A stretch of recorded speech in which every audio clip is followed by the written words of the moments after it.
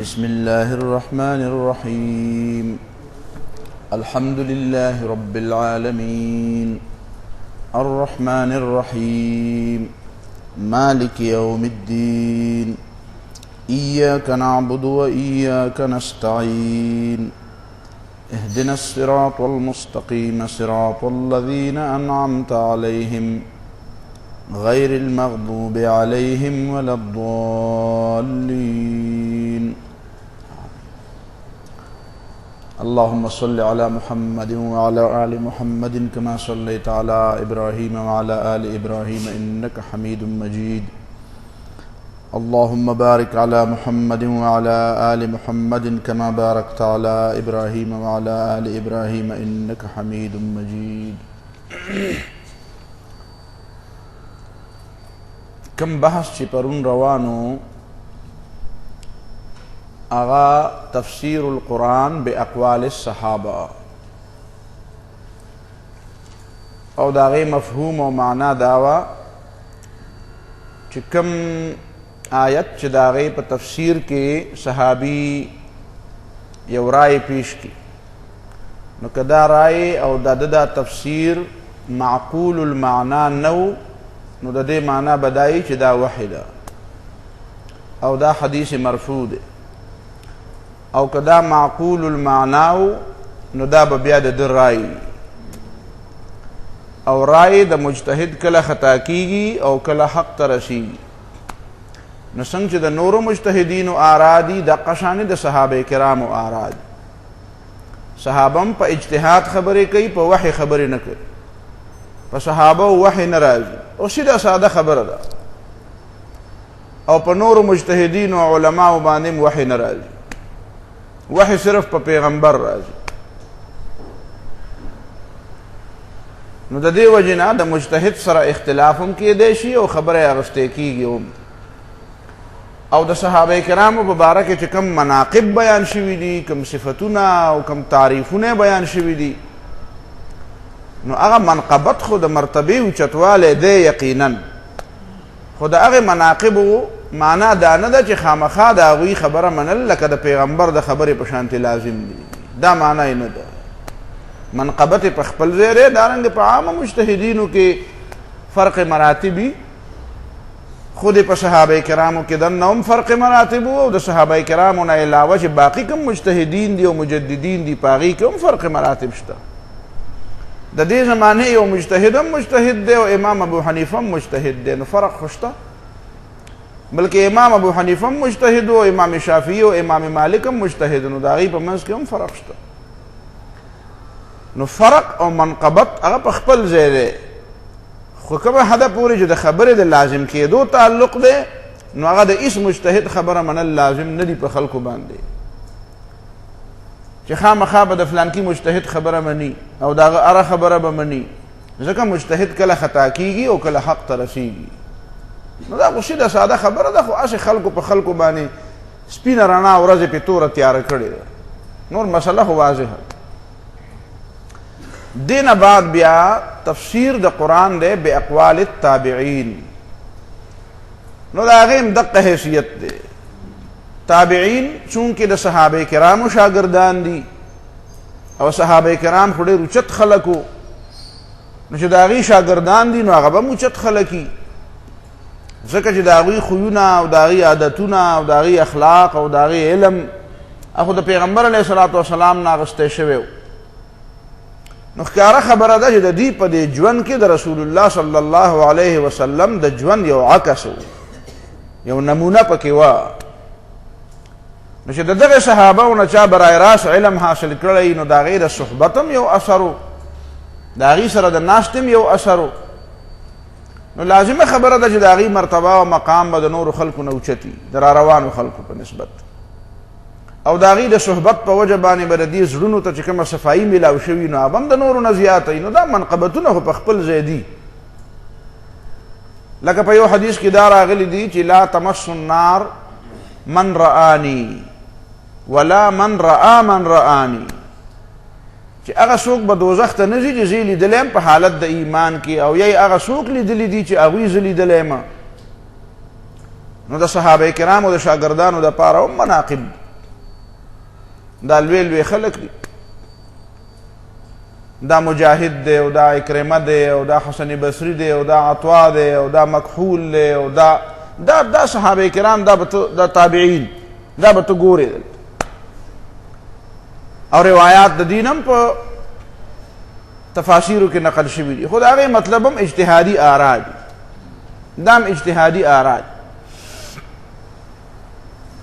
دینه بعد یو بل طریقه د تفسیر چې هغې ته وایي تفسیر القرآن باللغة العربیة الفصحى،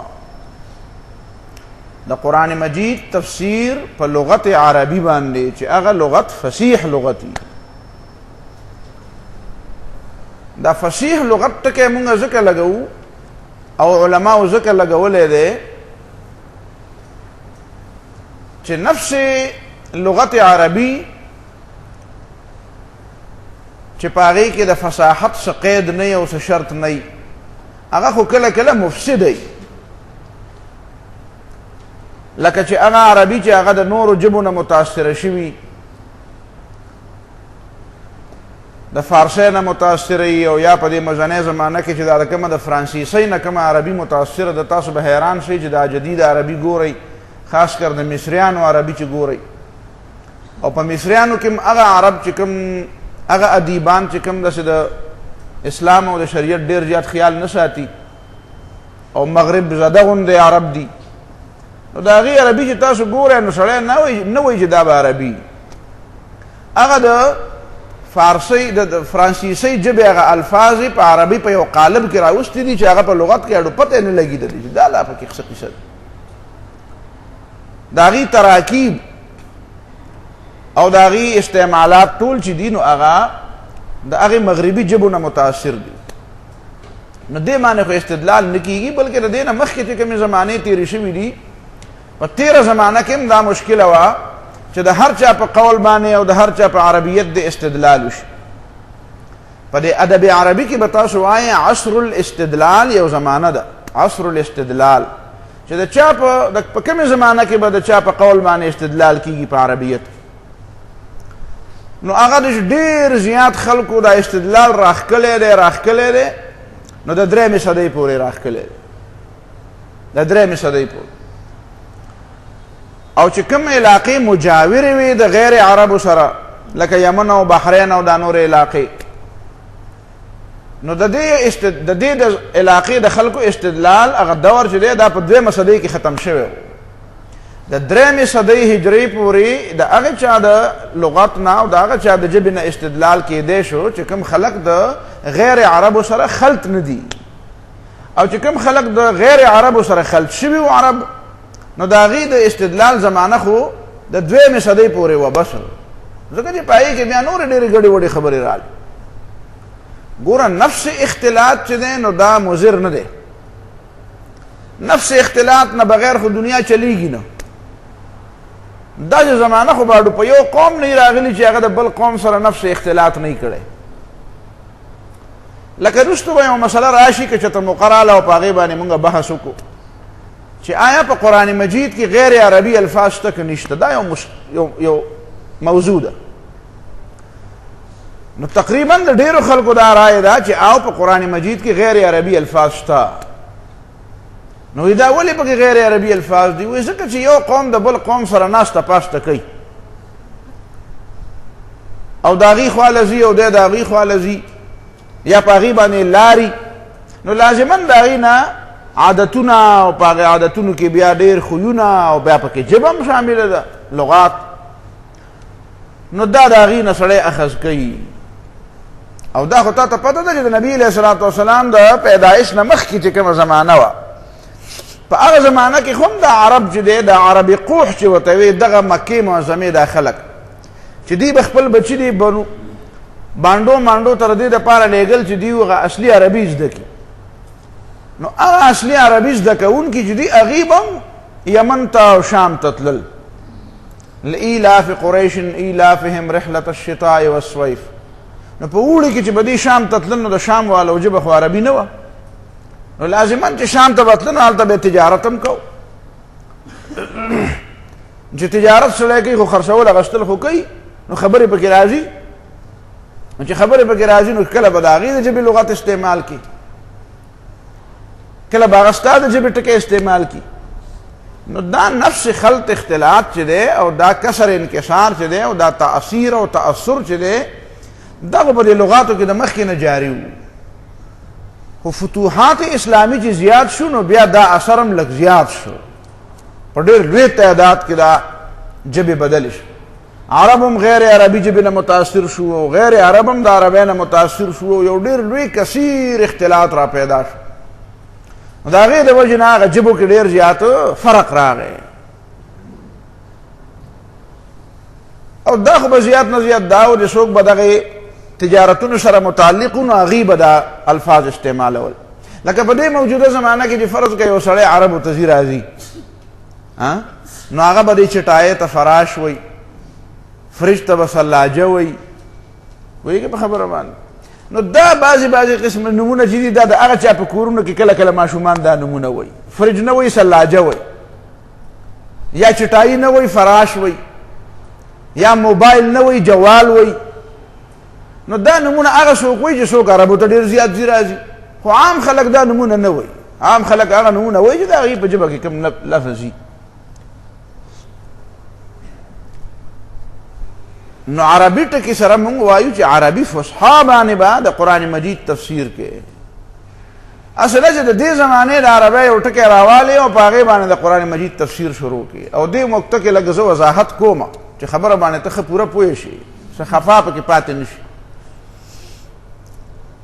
اول خو د دې خبرې اهمیت بیانو چې د دې عربۍ ژبې اهمیت او د دې د صحیح ویلو اهمیت د قرآن مجید دپاره. تفسیر قرطبی کی یو روایت دے وعن ابن ابی ملیکہ قال قدم اعرابی فی زمان عمر بن الخطاب رضی اللہ تعالی عنہ. یو بانڈا چیر آگئے اعرابی، اعراب، الاعراب. نو اعراب دا اعرابی جمع دا پوئے کہ بخبر من دا اعراب دا عرب یا دا عرب جمع ندا، یو دے عربی یو دے اعرابی، یو دے عجمی یو دے اعجمی. نو اعرابی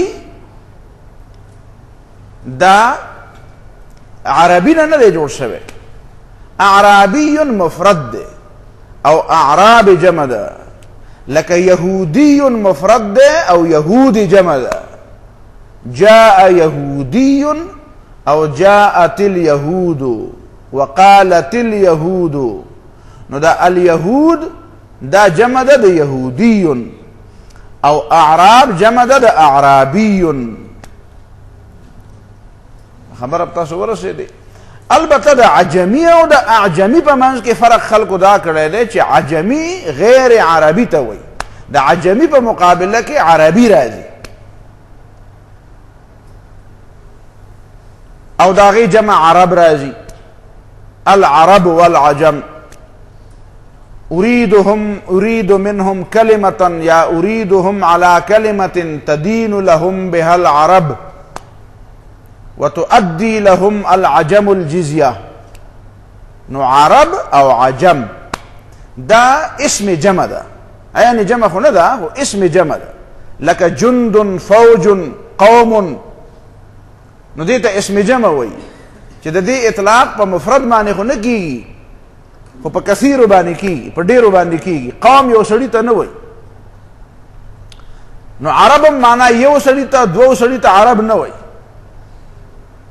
نو یو ته دوو ته به عربي وایي، عربي او عرب. نو دارنګې عجمي او عجم. نو عربي او عجمي د یو بل په مقابله کې شو. عربی مانا اصلی چې د عربو نه دی او عجمی مانا دا چې د غیر عربو نه دی، او د عجمی جمع عجم شو، د عربی جمع عرب شو. خو اعجمی لفظ راغلی دی په قرآن کې، اعجمی و عربی. نو عام علما خو داسې وایي چې اعجمی او عجمی یو شی دی، خو بعض علما پکې فرق کوي، وایي نه اعجمی هغه چاته وایي چې هغه عربي لغت سم نشي ویلی، نو که هغه عربین هم اعجمی دی او که عجمین هم اعجمی دی په خبره نه رسېږئ عربي هغه چاته وایي چې د هغه په ژبه کې عجمي ویم هغه چاته وایي چې هغه عجم دی عرب نه دی خو اعجمي هغه چاته وایي چې د هغه په ژبه کې لکنت دی هغه ژبه وضاحت سره نشي ویلی نو کله به دا اعجمي وي او عجمي به وي لکه زمونږ په دې عجمو کې هغه اصحاب لکنت او کله به دا اعجمي وي او عربي به وي عربي دی او په ژبه کې لکنت دی نو عربیم دی او اعجمیم دی البته دا نشي کېدی چې سړی د عربیم وي او عجمي دی وي او دا کېدی شي چې عربیم وي او اعجمي وي عربي به وي او په ژبه کې لکنت وي نو دا بعض حضراتو دا فرق کړی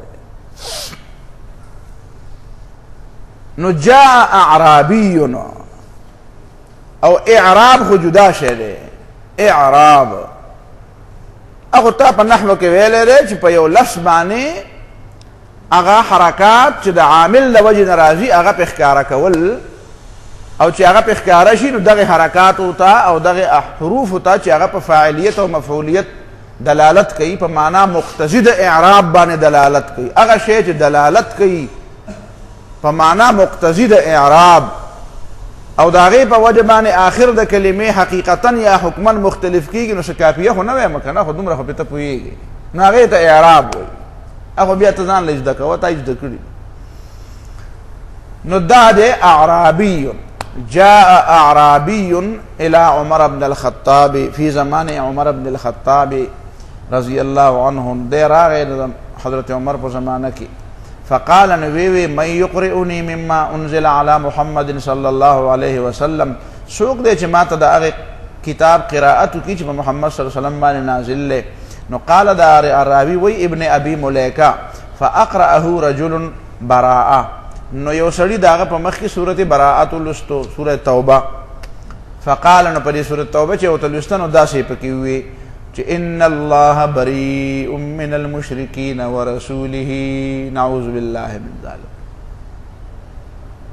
ان الله بریء من المشرکین دا رسوله په دې مشرکین باندې عطف کړه مجرور دی پکې مجرور فقال الاعرابي نا باندې شیخ پویده نا باندې چې وته وی چې او قد برئ الله من رسوله ها ولې الله تعالی د خپل پیغمبر نه بریو نو فإن يكن الله برئ من رسوله که الله تعالی د خپل پیغمبر نه بری او بیزاری نو فانا ابرأ منه بیا خو زم دغه پیغمبر نه بیزار یم زه خو د خدای بنده یم نو چې خدای د پیغمبر نه بری شو نو بیا زه تم بری یم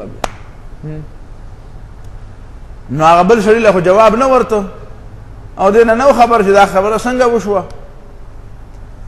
نو فبلغ عمر مقالة الاعرابي نو حضرت عمر رضی الله تعالی عنہ ته دې باندې چې دا خبره ورسېده چې دا خدا سي خبره وکړه نو فدعاه نو بیا دا باندې چې راوغختو فقال ورته وی یا اعرابي یا باندې چې اتبرأ من رسول الله ته د خدای د پیغمبر نه بیزارتوب اعلان کې فقال ورته وی یا امیر المؤمنین انی قدمت المدینه زه خو مدینې ته چې رالم ولا علم لی بالقرآن ما ته خو د قرآن څه پته نه وه قرآن مې نه وي زده کړی نو دلته مدینې ته رالم چې قرآن زده کړم نو فسألت من یقرئنی د یو سړي نه مې تپوس وکړو چې ما ته قرائت وکړي فاقرأنی هذا سوره براءه نو سوره براءت راته ووی فقال په دې کې راته ووی چې ان الله بریء من المشرکین ورسوله نو ورسوله بالجر حالانکه په کار خدا چې ورسوله الله هم د مشرکینو نه بیزار دی او رسول هم بیزار دی خدا پته خو پر رسوله او پر رسوله کې لګي زه مدرسې ته چې راوته ومنو اول کال مې نو زمونږ په کلي کې خدا سه علما نه وو نه یو ځل چېرته چا تپوس کړی و په یو مجلس کې به چېرته راغونډ شو خلک چې یاره دا څه چل دی چې په دې بانک کې وایي اشهد ان محمد رسول الله او په دې کلمه کې وایي چې محمد رسول الله دا څه چل نو دې باندې باس روانو ده خلکو په منځ کې نو بیا زما والد صاحب ورته ووایي چې هلکه داسې چل وکړئ چې صبر وکړئ او زما زوی سبق له تللی دی مدرسې ته او دا چل به هغه ته معلوم وي نو چې هغه راشي نو هغه ته به نو زه خو په اول کال یې نحوه میر میله وي خو به هر حال داسې ان مې پېژنده نو چې رالم کور ته نو ما ته وایي چې پلار مې راته وایي چې هلکه ستا په سر مې غټه دعوه کړې ده او دلته خلکو وایي چې دا په دې بانک کې دا محمد رسول الله دی او پر کلمه کې محمد رسول الله دی. نو دا ولې وی ما وی چې زما زوی براشي ابره ته وي ما ته چې دا چل په دې ان کې دی وی زما په لګره سره دا چل په دې ان کې ښکاری چې دلته ان نشته او دلته ان نشته په کلمه کې ان نشته او په دې دغه کې خو کې په دې بانک کې هو په دې کلمه شهادت کې خو ده ان ور سره ده ما ده ان ولا نسب ور کړی دی ورنه اصل کې خدا مرفوع دی پوهیږي به خبره باندې کنه دا چل په دې ان کې نو دا رسوله الله د مشرکانو نه بیزار دی او د الله تعالی رسولم د مشرکانو نه بیزار دی. نو خبره خدا شو وقال تاغه خو عبارت غلط کو. نو حضرت عمر رضی الله تعالی عنہ ته وی چې ماته دا فقال ان الله بريء من المشركين ورسوله فقلت ما وتبي وقد برئ الله من رسوله ان يكن الله برئ من رسوله فانا ابرأ منه. ما خدا شي خبره کړی ده ما خدا شي مشروطه خبره کړی کستا دا خبره ټکی نو بیا غره زم د سیما. نو فقال عمر حضرت عمر رضی الله تعالی عنہ وی چې ليس هكذا يا اعرابي باندې چې خبره داسې نه ده. قال فكيف هي يا امير المؤمنين. نو ما ته وی چې امیر المؤمنین دې باندې چې امیر المؤمنین داسې نه ده نو څنګه ده چې دا عبارت داسې وي خو دغه څه ته جوړیږي.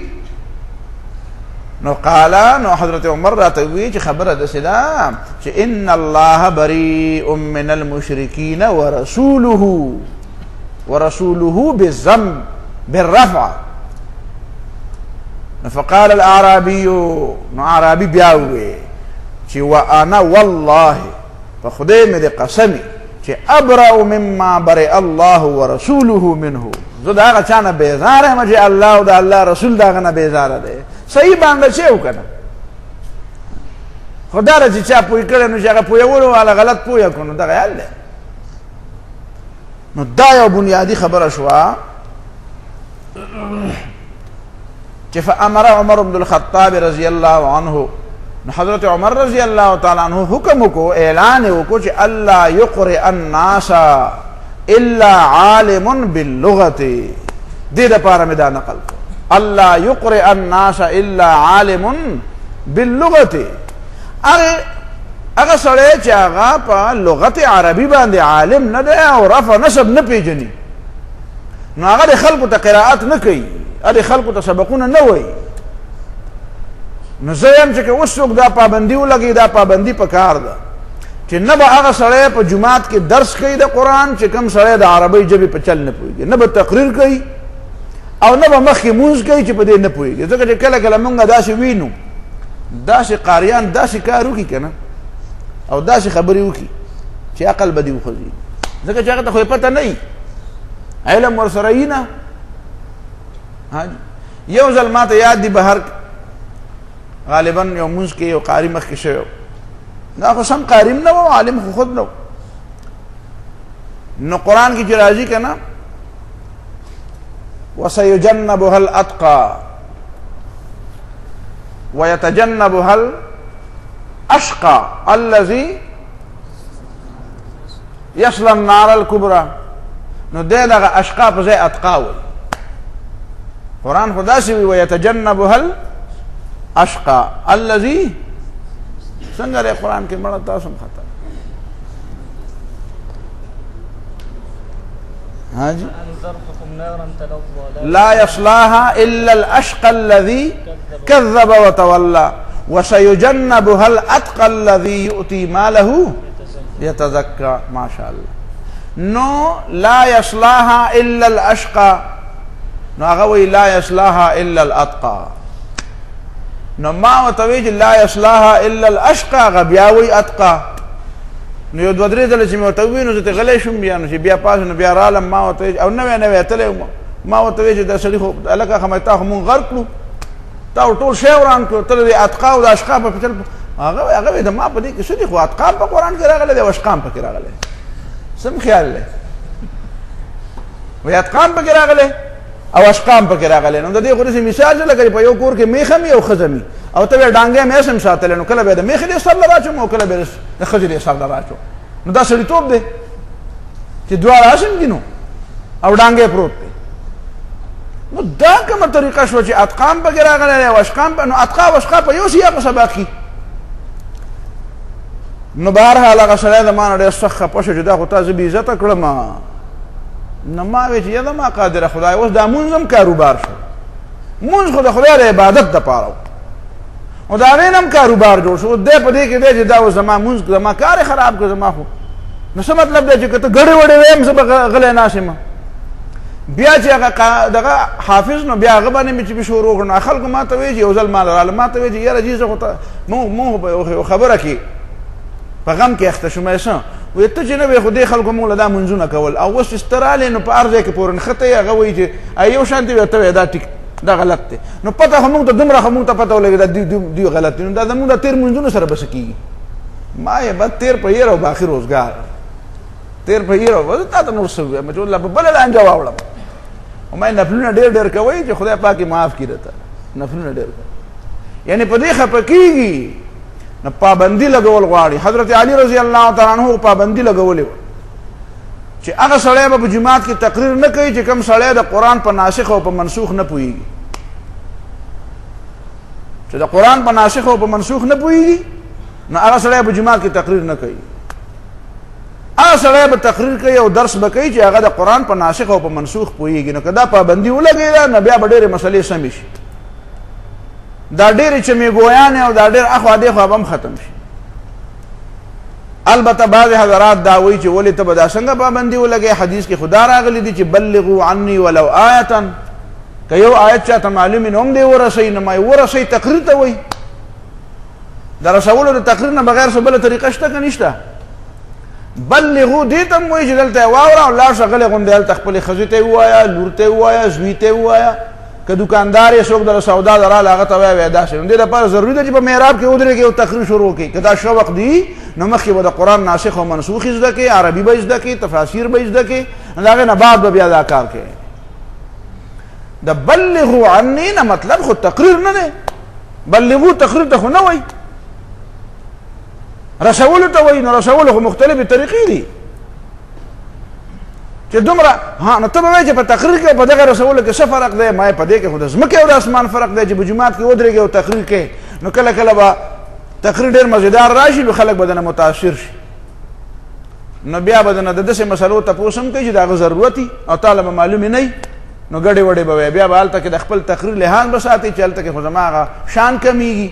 نو چې رښتیا راته نه معلوم نو دروغ به وایم. دا دروغ هم داسې خواره شو چې بیا داسې ویلی نه شي. دومره ایمان خو یې بیا یي نه چې خلکو ته یې دا ویلي وي چې هلکه دا ته چې ما نه د کومې مسلې تپوس کوې دا ما ته نه ده معلومه، خو چې څه راته معلوم هغه مې ویلي. د دې په دې حد خو څوک ودرېږي نه. نو چې بیا لږ غونه یو خبره ټیک وکړي او هغه ته خلک متاثر شي نو بس بیا راګي پسې. نو بیا د روژې مسلې هم بیانې او د زکات هم بیانې او د حج هم بیانې او د سیاست هم بیانې او د آیاتونو تفسیرونه هم کوي او نور په منځ کې خالصه بېلکۍ. صحیح بېلکۍ. ما په یو ځای کې به د بعضې خلکو ته بېلکۍ وي نو بیا یې جواب راولېږه یاره مونږ ته دا بېلکۍ مه وایه. مې زه خیر دی بیا به درنه تپوس د دې نه لکۍ والا وایم، ځکه چې دا خو تقابل د عدم والملکې دی چې بېلکۍ نه نو لکۍ والا به نو کوم یو دی پکې خوښ دی؟ وایي په دې کې وسریا دي. څه پوه شوې په دې خبره؟ خو یا به بېلکۍ او یا به صحیح لکۍ والا. که بل پکې څه شته؟ دا منطق هم نه دی ویلی که نه بل چل پکې شته خو چاته یې وایې مه تاسو ته نه دی معلوم. نو دا فامر عمر بن الخطاب رضی الله عنه الا يقرئ الناس الا عالم باللغة وامر ابا الاسود فوضع النحو. دا د روایت د ابن ابي مليكه د روایت نه دا معلومه شو چې ابو الاسود ته حضرت عمر حکم کړو. عام روایت دار چې ابو الاسود ته چا حکم کړو؟ حضرت علي رضی الله تعالی عنہ. بهرحال دبه مو ته کړی. وعن علي بن الجاد قال سمعت شعبة يقول مثل صاحب الحديث الذي لا يعرف العربية. دا د تذکر وایم دا قرطبي می دا د مخه ته کولاو کوي زمانه بیا ګیلې ډېر نه کوي. خلک زمانه ګیلې کوي لکه تفسیر قرطبي نه ګیلې کوي ما نه ولې ګیلې کوي. نو دی وایي چې شعبه وایي شعبه پیژنې که نه ډېر لوی محدث دی. شعبه وایي چې مثل صاحب الحديث الذي هغه سړی چې ځان نه چې حدیثونه خو خلکو ته وایي وایي حدیث کې داسې دي او پیغمبر علیه السلام داسې وفرمایل. نو خلکو ته حدیثونه وایي او لا یعرف العربیة او د عربۍ نه خبر نه دی. نو کله کله پکې وایي یاره زه خو لفظ نه وایم، خیر دی زه به داسې معنا وایم، نو دا معنا خو د لفظ چې تا ته لفظ نه معلوم، معنا د کوم ځای نه معلومه شو؟ زما په دې خبره نه پوهېږي. یاره جی وایي ما خو الفاظ ونه وایي، ما چې الفاظو کې به خطا شمه نو معنا مې صرف وویل، نو دا معنا خو د څه وه؟ د لفظ وه، او چې ته په لفظ کې خطا شوی نو معنا دې د کوم ځای نه راواغسته؟ اوس په دې نه پوهېږم، تاسو په دې پوهېږئ چې سړي ته د یو الفاظ نه دي معلوم او دی وایي ما خو دغه الفاظو صرف معنا نقل کړه، نو دا معنا خو د الفاظو وه، نو چې تا ته الفاظ نه دي معلوم نو معنا دې څنګه راویسته؟ دا تی ضرب بیت ضربت اذا جاء، دا کومه قصه ده؟ الفاظ مراته نه دي معلوم خو معنا مې تراوي. یو خدا چې د سړي په الفاظو کې شک چې لفظ داو که داو، ذهن کې لفظ وي، کله کله موږ داسې وکړو چې یاره الفاظ خو کې خو زما شک ده، مترادف الفاظ دي، دا لفظ مترادف دی که دا لفظ مترادف دی خو مفهوم دا یو دا چې سړی د الفاظو نه خبر نه دی، نو معنا د پاره خو به د الفاظو نه خبرېدل ضروري. نو دی وایي چې مثل صاحب الحدیث الذي لا يعرف العربیة، هغه سړی چې خلکو ته حدیث بیانې او په عربۍ نه پوهېږي، نو مثل الحمار، د ده مثال د چا دی؟ د حمار ګل دی. څه دی؟ حمار ګل. حمار ګل خلک وپېژنده، درته یو بل ټکی وایم پوهېږې په خبره باندې، خو هغه هم چې په سپیکر کې وایي ټول خلک به یې وپېژني، ودې پېژني خیر دی. دې دغه لیکلي دي که نه دا ثمار القلوب فی المضاف والمنصوب د الثعالبي، یو ځل تا ته ما غالبا د ده نوم اغوستی و، ثمار القلوب فی المضاف والمنصوب. نو هغه لیکلي دي چې ابو زیاد وایي کنیة الحمار، ابو زیاد خر ته وایي. چا ته وایي؟ خر ته وایي. نو خر ته به څه وایه پس د دې نه؟ ابو زیاد. چې څوک داسې ډېر دغه یي که نه په عربۍ نه پوهېږي او داسې وایي چې په حدیث کې داسې راغلي دي والله داسې ویلي دي، وایي یاره ماشاءالله صفا ابو زیاد دی، وایي ته ابو زیاد دی، موږ به دې ګرځېدو.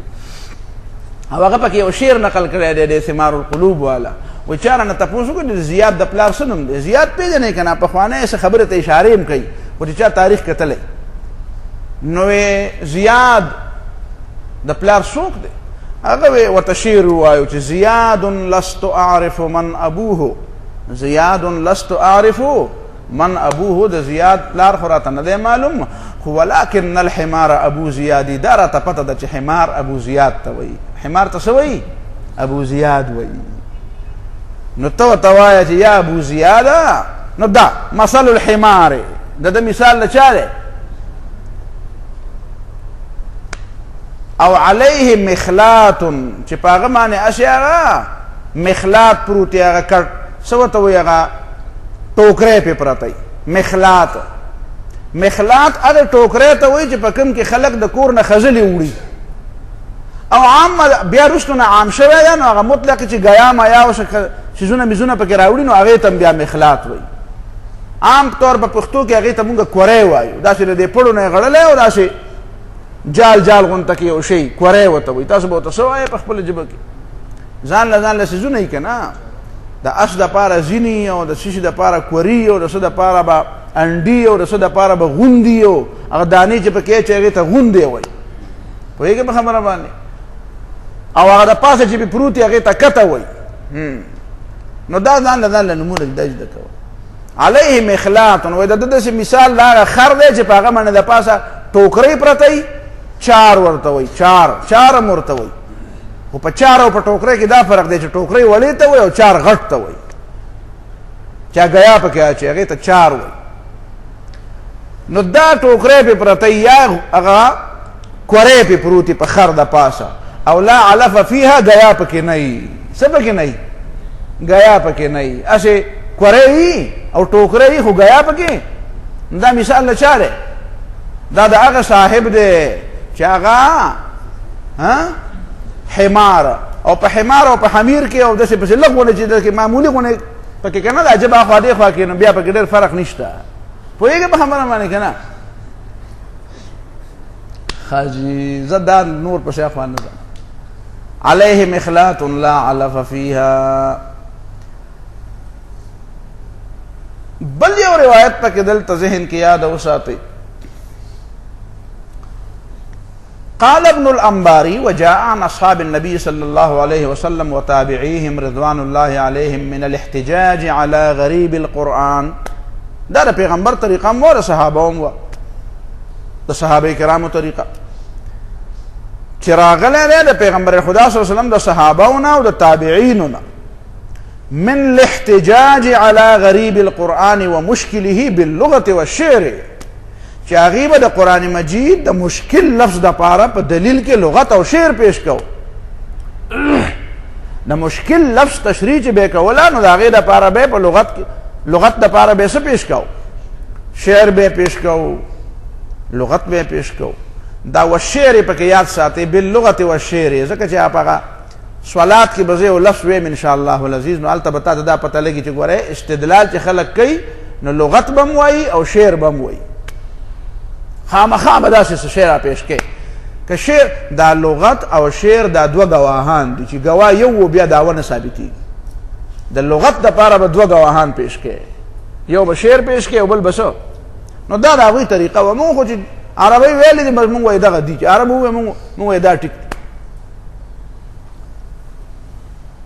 ما بين صحة مذهب النحويين في ما بين صحة مذهب النحويين في ذلك چې پاغي کې به د دې بیان کو چې د نحویانو دا مسله ټیک ده او اوضح فساد مذهب من انکر ذلك عليهم نو دا چې چا به وی چې دا نحو او دې تاجت نشته ده نو هغه به په انکار کاو فساد انکار به کاو او دا بر دې نه پته لګیدا چې وګورو ته چې دا نه نو ما به معنا غلطي من ذلك ما حدثنا عبيد دا پس راجی انبنا فروخ قال اخبرني اسامه قال اخبرني عكرمه ان ابن عباس قال سند سره بل دلیل پیش کو چې حضرت عبدالله ابن عباس ویلو چې اذا سالتموني عن غریب القرآن چې تاسو زمانہ د قرآن مجید د یو ناشنا لفظ په باره کې تپوس کوئ نو فلتمسوه فی الشعر نو د هغې غریب لفظ د دې نه لټونو کې دا الټوئ طلب کې پس کې په شعر کې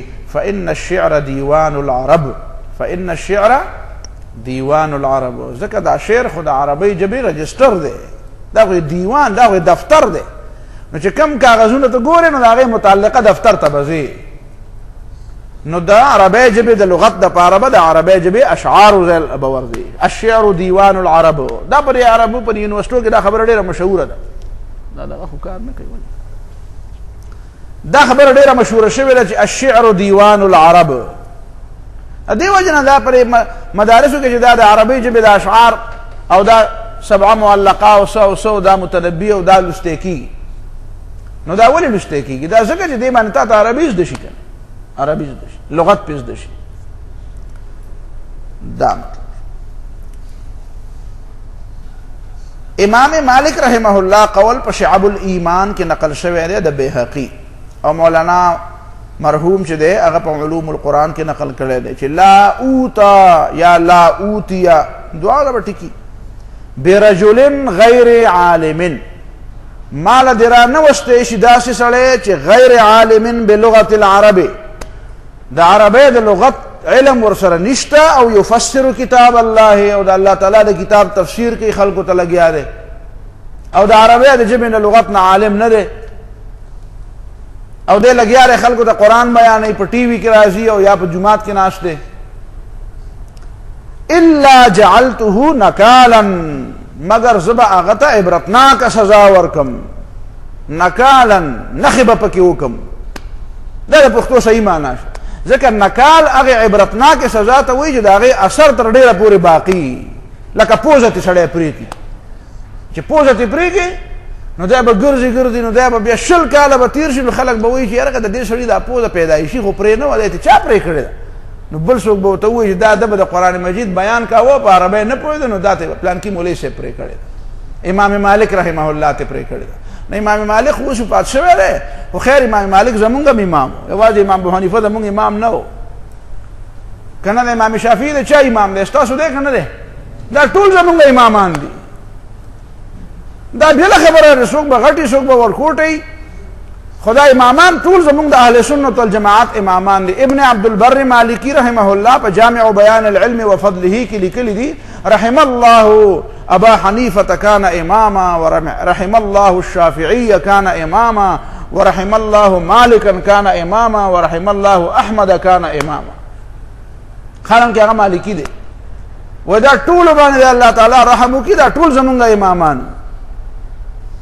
دا د بل چا خو نه و.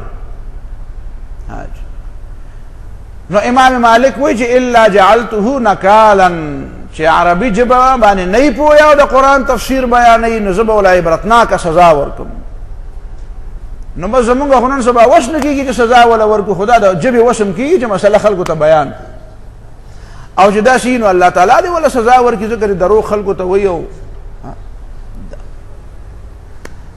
دارنګه یو بل قول د مجاهد ابن جبر نقل شوی دی چې لا يحل لاحد يؤمن بالله واليوم الاخر، حلال ندی د یو تن دپاره چې ایمان راوړي په الله باندې او په قیامت، ان يتکلم فی کتاب الله، چې د قرآن په یو آیت کې یو توجیه کی، د قرآن د یو آیت مفهوم دی بیان کی، اذا لم يكن عالما بلغات العرب، اذا لم يكن عالما بلغات العرب، چې د عربو د لغت علم ورسره نه وي، نو دا د ده دپاره حلال نه دی. او که کوي نو دا به د دې دلیل چې دی په الله او رسول باندې او په قیامت ایمان نه لري، دی د خدای نه دومره بې پروا دی د آخرت.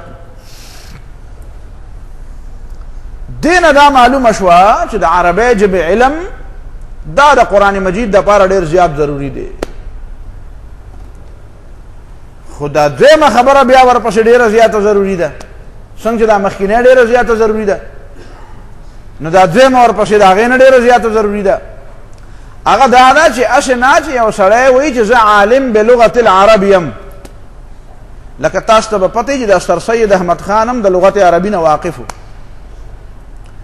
دا چې کوم تیره زمانه کې دا غلام احمد قادیانی چې و، مرزا غلام احمد قادیانی، دا هم داسې جاهل سړی خو نه و،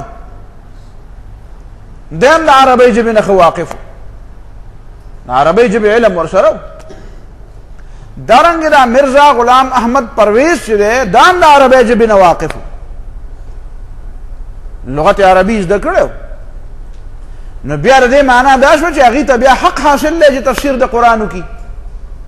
نو سر سید احمد خان خو په خپل تفسیر کې بېشماره ګډې وډې ویلي دي، د ملایکو نه انکار کړی دی او د معجزاتو نه انکار کړی دی. او غلام احمد پرویز چې دی نو هغه د شرع د اسلام د تمامو احکامو نه انکار کوي، ځکه چې هغه د سنت رسول نه انکار کوي. او مرزا غلام احمد قادیانی هم په عربۍ ژبې باندې پوهېدو، تفسیر یې لیکلی دی او هغه پکې د رسول الله صلی الله علیه وسلم د ختم نبوت نه انکار کړی دی او چې زما پیغمبري څوک نه مني نو دا کافر دی. د نور ملیانو خو خیر هغه پسې خبرې کوي، خو د مطلب خبرې نه کوي. خو د مولانا مودودي کتاب وګورئ، مسله قادیانی چې کوم تفصیلي مولانا لیکلی، نو هغې کې مولانا د هغې حوالې ورکړي دي چې دی خو موږ ته کافر وایي. خلک موږ ته وایي چې تاسو وایئ چې دا قادیانان کافر دي، نو تاسو په امت کې افتراق پیدا کوئ.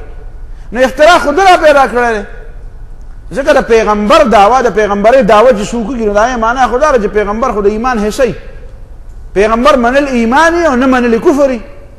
نو چې ده د پیغمبرۍ دعوه وکړه خو دا خبره خو ده شروع وکړه چې څوک ما نه مني دا کافر دی.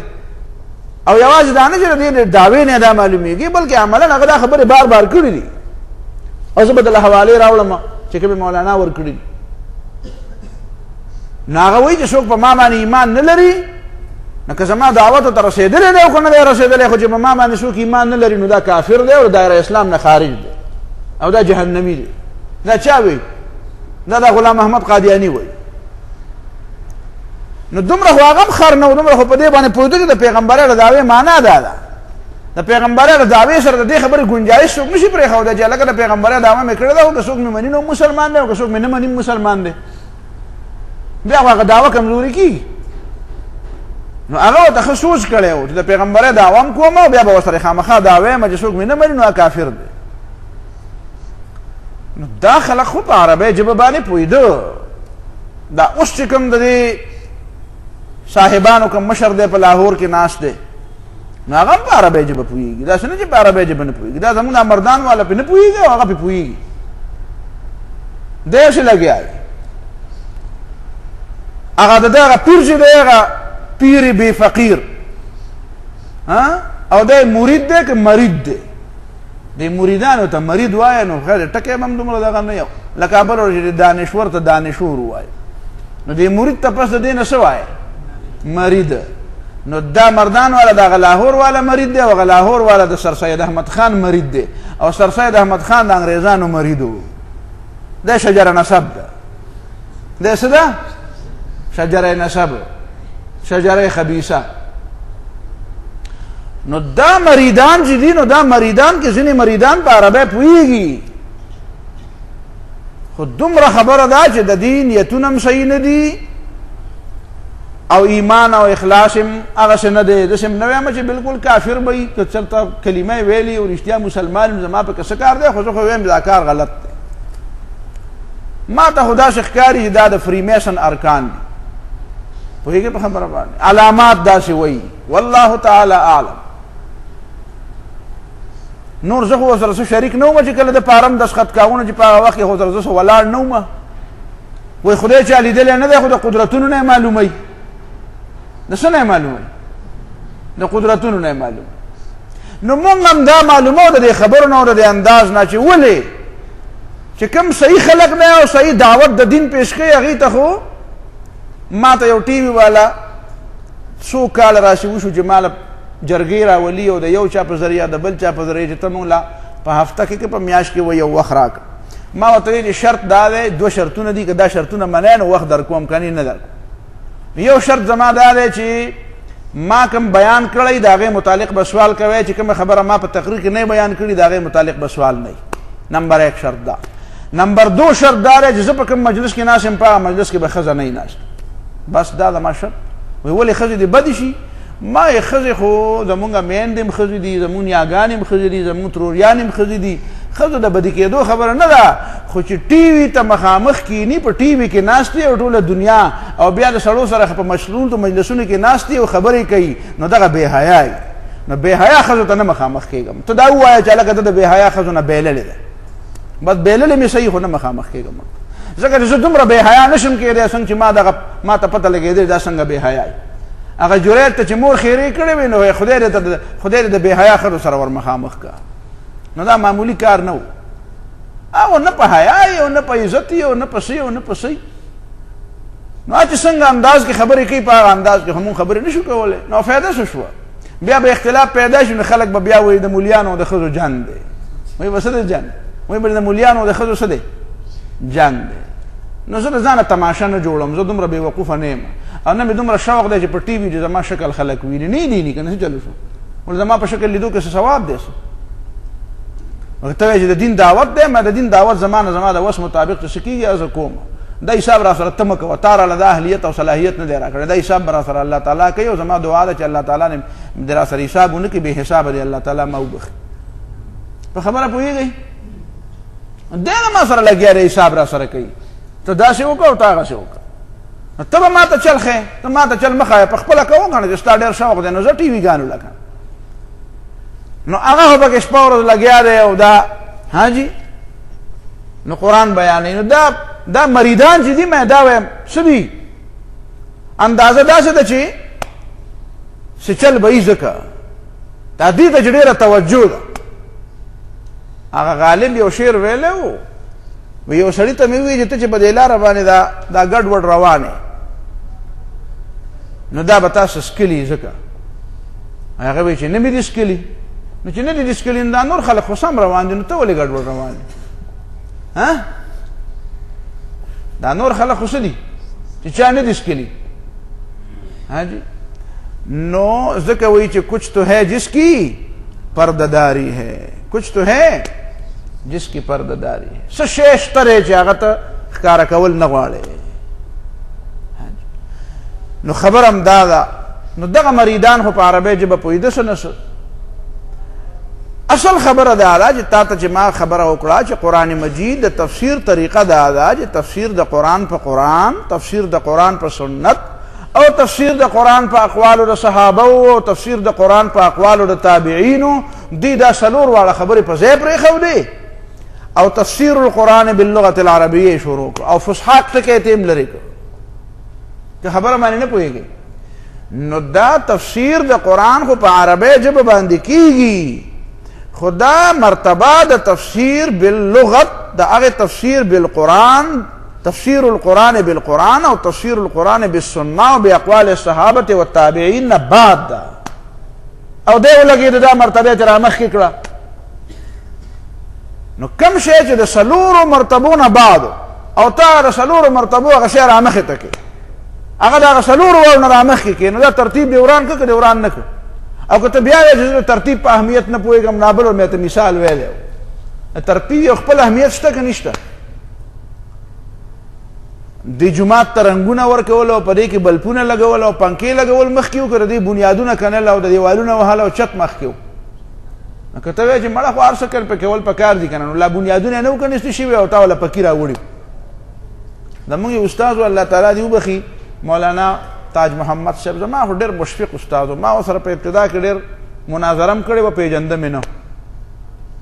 په هغه بحرین کې مناظره مې ورسره کړې.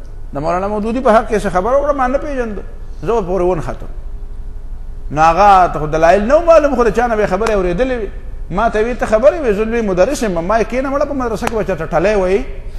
ما ورته دا ټکې وې، زه په مدرسه کې شیخ الحدیث یم، ما تا ته وګوره شیخ الحدیث ټلی به وهې چېرته، دا ټلی وایي ټکی مې ورته ووایي. ځکه چې دلایل خو ولې نه و معلوم د مولانا مودودي په باره کې، ما ته هم دومره نه و معلوم، خو ما هم بیا هم څه نه څه خرش پرش اورېدلی او څه مې کتلي وو، څه دنیات خطبات خو مې کتلي وو، خو هغه هم نه و کتلي.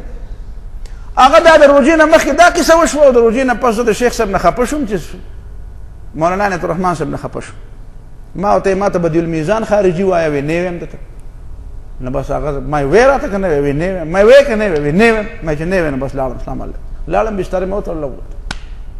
او شیخ صاحب بیا خفه و، الله دې وبخي. دا ته څنګه سړی که دومره وړه خبره لاړې مې، بس ما خو ورته وویل چې که نه وی نو لاړم. نو بیا چې تلمه د شیرګړه پورې چې تلمه، نو سوچ مې نه و چې اوس به کوم خوا ځم. بستره مې وتړله او شیرګړ بازار ته لاړم، د خوشحالګړ نه. نو ما چې ځم به اوس کوم خوا، نو په زړه کې مې دا راغله چې کوم طرف نه ګاډی کوم طرف ته لاړ، نو هخوا به ځم. نو بدر مردان نه ګاډی روان و مینګورې ته، نو بس به ما ورته اشاره وکړه، بستره مې سر ته وخېږه، هلته لاړم. اوس به کومې مدرسې ته ځم؟ مدرسې خو م راته نه دي معلومې. نو کانجو ته لاړم، هلته کې بیا قیصه را پیدا شوه. ټولې قیصې کول ضروري نه دي. شپږ ورځې مې سبق هلته وویل، هلته ما سړي په مولانا مودودي اعتراض وکړو، هغه سره مې جګړه وکړه، بیا هغه مدرسې نه م راغلم. هغه ما ته وی، ما ته څه پته نه وه چې ته مودودي، خیر دی زه به ته فلانکی کتاب یم، ما ستا نه ډوبیم.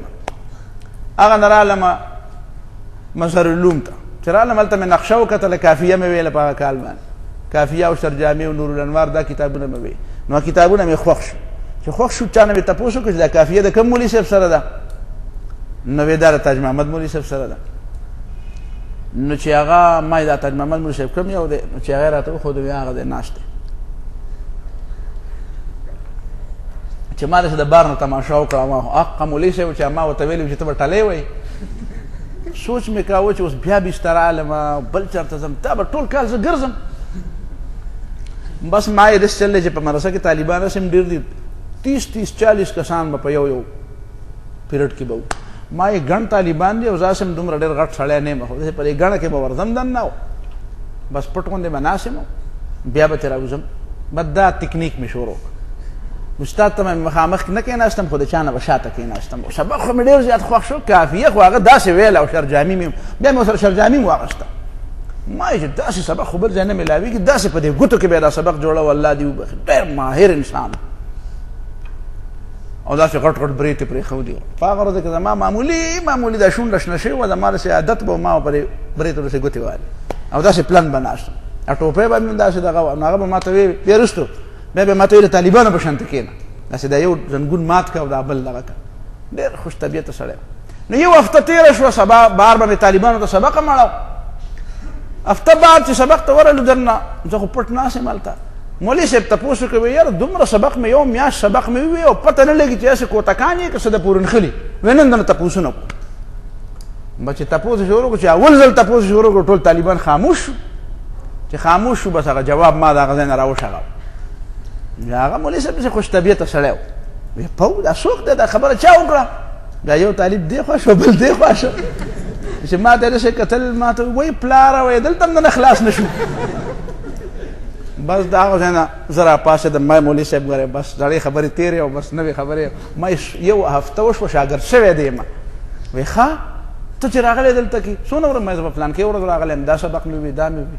وی ته ځان ولې نه ښیې؟ ما تا ته پته ده نو زه به تا ته ما څنګه ځان ښودلی شرمېده به تا ته ما څه ویل. بس بیا ډېر زیات خوشحاله شه، ډېر خوشحاله شه. ما بس مولوي صاحب معافي راته وکړه، اوس خو دې شاګرد شوی یم او زړې خبرې ما ته څه پته وه. بیا راته په هغه فورا راته وویل هلکه وی راغلی خو یې ټول طالبان مودودیان نه کوي. ما یې ګوره د مولانا مودودي خبره به نه کوې، ما ته خپله خبره کوه زه به خپله خبره کوم. تیر په ير به زور معافي خو د مولانا مودودي په سر خبره نه برداشت کوم. ما د مولانا مودودي خبره به زه خپله هم کوم، طالبانو ته به هم کوم، او که ستا منله او که د ما منله دا په خپل ځای ده، دا به نه چېړې، خو بس شاګردي استادي به وي. بیا بس ډېر زیات نو هغه به یو خبره کوله، دا ترتیب پورې خبره د هغه را یاده شوه، الله دې وبخي. بیا د هغه مظهرالعلوم کې به بیا بل استاد مې مو د هغه هم ډېرې قصې دي، خو خیر سې کې هره ورځ به یو قصه کېده. نو هغه بیا هغه محتمم یو ځل فیصله وکړه دا طالب وباسو د مدرسې. دا ما ډېر شی کتابونه د مولانا مودودي راوړه په طالبانو مې تقسیم کړل. نو هغه خو په هغې ډېره بده ولګېده چې ته څنګه د مدرسه زموږ ته به دومره طالبان کتابونه تقسیمې. ټول یې راوغوښته وویل چې شاه بهی دغه وکړئ دا لاس اوچت کړئ چې مدرسه به د سیاست نه پاکه ساتو. ما زه خو داسې نه کوم، قرآن کې سیاست دی نو زه به ترې څنګه دا خو ما یو ځل معاهده کړم به قرآن ایمان لرلی دی، جومات او مدرسه به د سیاست نه څنګه پاکه ساتو. په دې قرآن مجید کې د فرعون ذکر نه، فرعون د کلي ملنګ و که بادشاه و؟ یا لکه فرعون څه و؟ دا زما په خیال فقیر و، ملنګ، په کور کې به په کیسو کې به خیر غوښته که نه، چې د بادشاهانو خبرې پکې او غلبت الروم فی ان الارض پکې، نو دې نه ته سیاست لرې کولی شي یا لکه څنګه به یې ته لرې کړې. نو ما وی زه خو دا لاس نه اوچتم. وی دا طالب چې دا لاس نه اوچته وی دا دی؟ وی دا ما ویست محتمم صاحب جدا تاج محمد مولوي صاحب د الله پاک وبخښي، بل مولانا عبدالودود صاحب هغې ورته ویل چې دا طالب وباسئ مونږ هم وباسو. ولې؟ وی سبق خو مونږ دې طالب ته وایو، د نورو خواښې ډوډۍ خلاصې کړې. وی طالب خو دی دی؟ وی ښه. وی دا مودودي نه دی؟ وی مودودي دی طالب دی. دا مودودي طالب نه. نو بیا پاتې شم. بیا ما ته وی بیا به دې استادانو څنګه وی ته خو د مدرسې نه ایستې خو؟ ما ته دا خو الله تعالی د ما غیبي مدد کوي، تاسو مودودیان نه یو، د ما کار الله تعالی برابروي. دا غیبي مدد دی د الله پاک سبق باندې. نو هغه تاج محمد مولوي صاحب یو قصه کوله، هغه قصه داسې کړه په ترتیب پسې خبره راغله.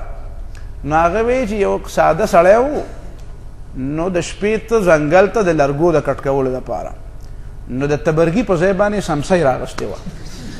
په دې کې چې سمسۍ وایي د لرګي سمسۍ، پوهېږې په خبره؟ هم چې ته لیدلې که نه په لیدر کې غټې غټې خرڅېږي، نو د لرګي سمسۍ وایي خیال یې نه دی کړی، خو د تبرګي په ځای باندې سمسۍ راغستې ده. د هغې هغه سر خو داسې د هغې کم خیالي پخوا به په دې مزارونو کې به د ډیوې پرتې وي، د شړشمو د تیلو ډیوې، که څوک چاته یاد وي که نه، نو هغه ډیوې به داسې وي لکه د سمسۍ په شانتې، دې کې به د شړشمو تیل پراته و، بتي به پکې پرته و، دا به بلېدې. نو دې ساده سړي چې دی سمسۍ راغستې ده او تلی دی، بیا چې داسې دا خړه خړه لږه خورېږي نو یو خاښ یې پخ شوی دی، نو دې ته یې بیا نه دي کتلي، خو چې اوچته کړې ده او خاښ یې راچولی دی، نو د سمسۍ نه هغه لرګی پاتې شوی دی او هغه خولې ته دنګلي، هغه خولې چې کومه وه که نه هغه کټوۍ غونته کې هغه هډي وه، هغې ته دنګلي. نو دې چې وکتو نو په هغې پورې خو بیا څه نه و، هغه سر ور پورې نه و. نو ده وی چې پیره بابا یوه ډیوه تیل درله، خو که دا تبر دې را پیدا کړو، پیره بابا که دا تبر دې را پیدا کړو نو یوه ډیوه تیل درله، ستا په مزار کې به یو ډیوه تیل بل کړم. نو بیا داسې لاسونه تپول نو هغه د سمسۍ هغه سر یې پیدا کړ، نو خو د ډیوې په شانتې و. نو د زر وی پیر بابا وی تبر دې لا پیدا کړی نه دی، او ډیوه په لاس تیلو ته ولاړې، هغې چې دا ډیوې را بله راولېږله شي تیل پکې و، خو د سمسۍ هغه سر و. نو دا مې د دې دپاره وي چې مخکې به تبر پیدا کړې که ډیوه په لاس به تیلو ته ودرېږي.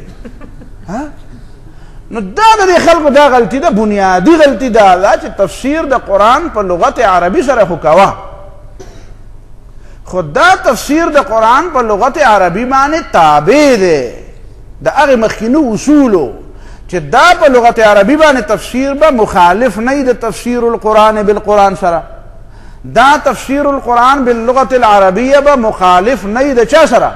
د تفسیر القرآن بالسنه سره، او دا تفسیر القرآن باللغت العربیه به مخالف نه وي د تفسیر القرآن باقوال الصحابه والتابعین سره.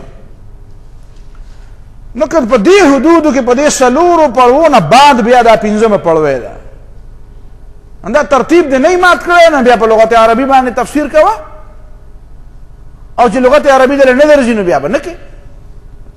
خو چې دا څلور پړوي ته پرېږدې او د ټولو نه اول د لغت عربي خبره شروع کړي، نو دا خبره بیا اصولا غلطه ده، ځکه چې قرآن مجید خو خپل اصطلاحات لري. اډو فرض کې د صلات لفظ دعام شو، مونږ وایي دعای معنا ده کنه، او دیر سره دا ومني چې زه صلات تحریک الصلوین ته نه وایي، دعا ته وایي. نو آیا اقیم الصلاة مطلب دا دی چې د دعا نظام قائم کړي؟ نو بس بیا خو به د دعا کوو او خبره به ختمه وي. نو مونځ یوازې دعا خو نه ده، صلات که دعا ته م وایي او یقینا دعا ته وایي، خو د اقیم الصلاة معنا دلته یوازې دعا نه ده، بلکې هغه ارکان مخصوصه دي چې په هغې کې دعا هم شامله ده، او دعا او د هغې جزء اهم دی. نو کله ورته قرآن رکوع وایي، کله ورته سجده وایي، کله به ورته دعا وایي.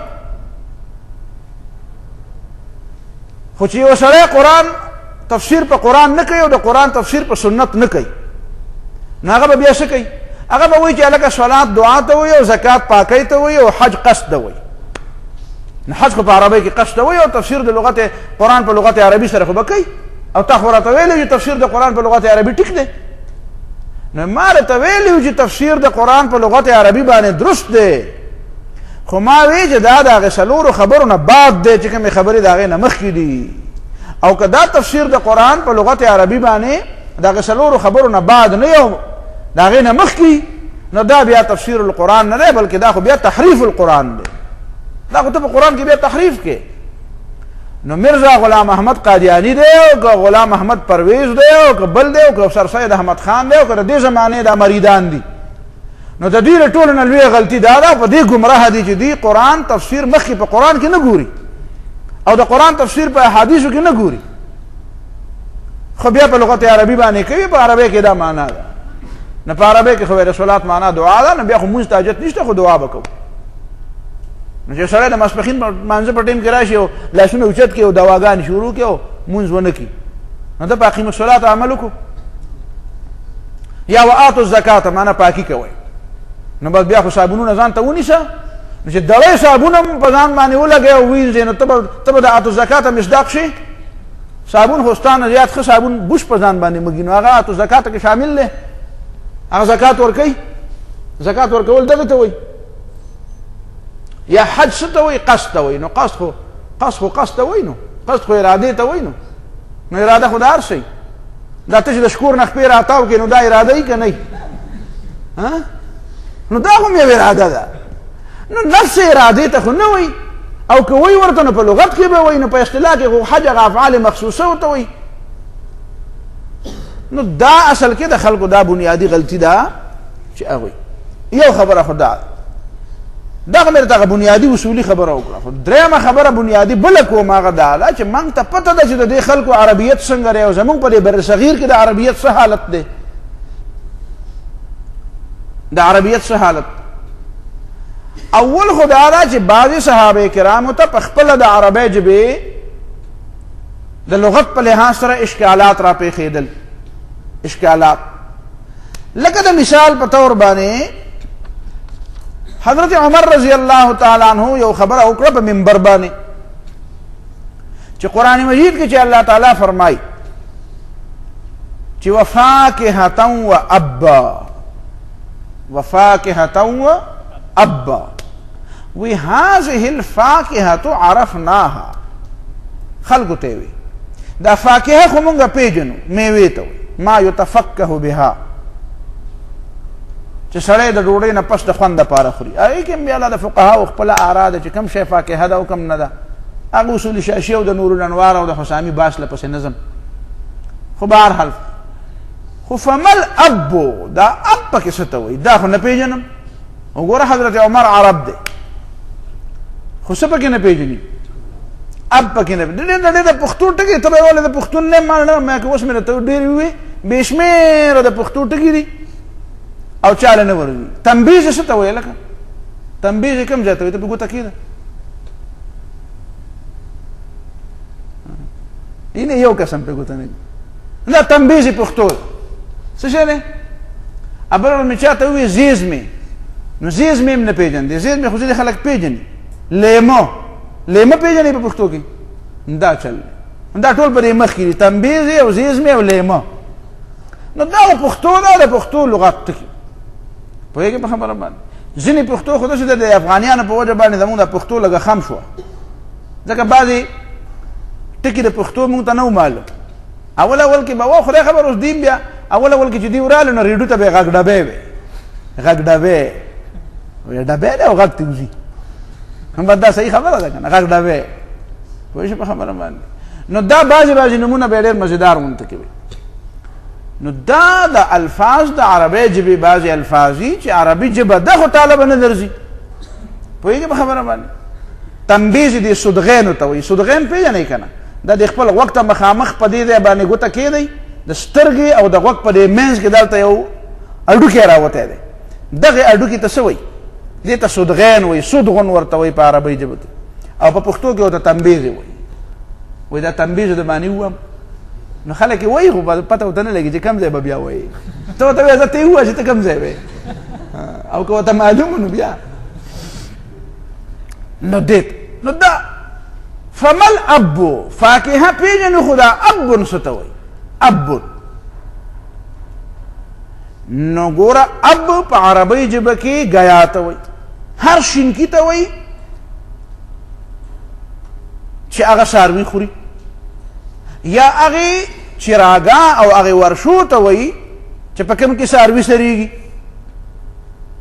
نو وفاکهتن الله تعالی تاسو له درکړې او پیدا کړې میوې، و ابن او ګیاګانې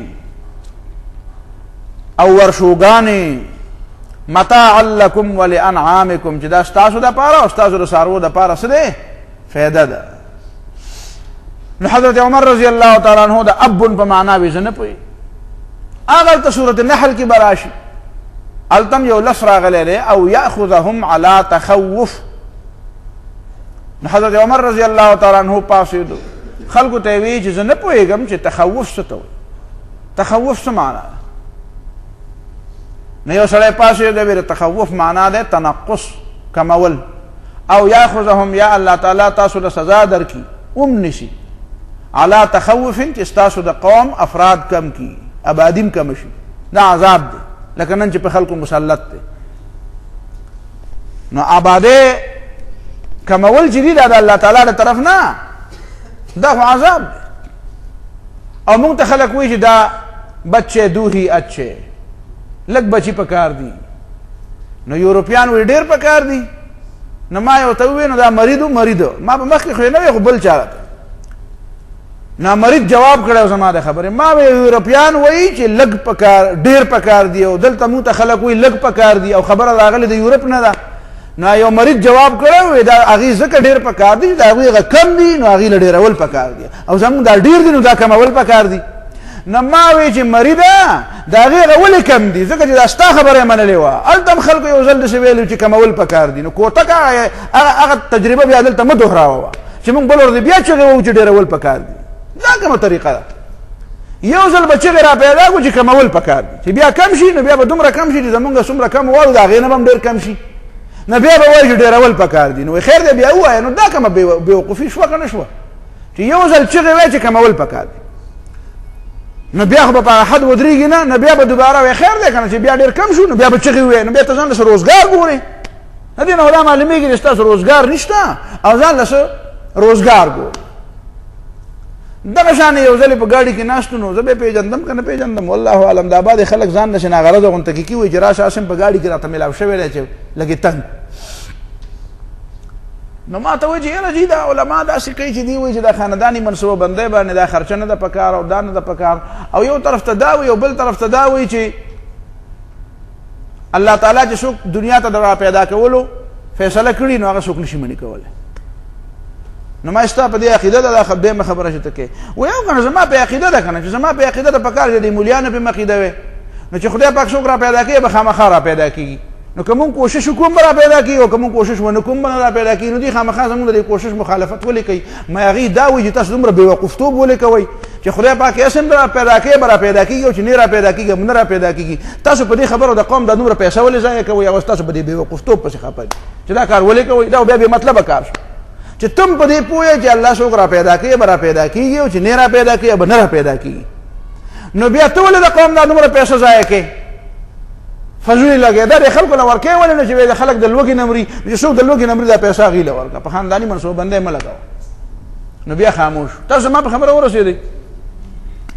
نو دا د دې خلکو بېوقفتوب دی. مولانا مودودي رحمه الله وایي د دې داسې مثال دی لکه د یو سړي څادر چې لنډي، نو یو فلسفي ول راشي ورکړه چې دا څادر در باندې پوره کړم. نو هغه وایي پوره یې که را باندې دا خو لنډ دی. نو وایي یاره راوړئ چې دا خپې ده نه پرې کړم، نو څادر به در باندې پوره شي. نو دا یې ښه طریقه ده د څادر د پوره کولو. تاسو په دې پښتو پوه نه شوئ زما په خیال.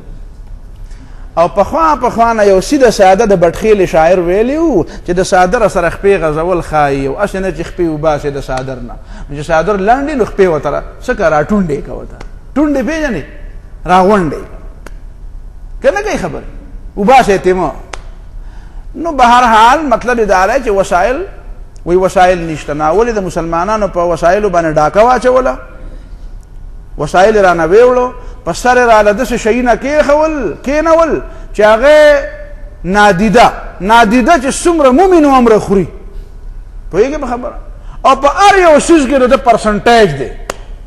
نو دی راله په سر کېنول، کله یو راځي او کله بل راځي، او بیا ځي هلته کې په عربو کې او په کوم ځای کې په انګلینډ کې او په برطانیه کې او په امریکا کې بیا هلته په محلات ګوري او په سویزرلینډ په بینکونو کې جمع کوي او بیا وایي دلته پیسې نشته. نو دلته خو وی خو بیخ دی وځه خو د ډاکوانو نه خامخا یې نو د ډاکوانو نه عمل کوزګارول پکار دي.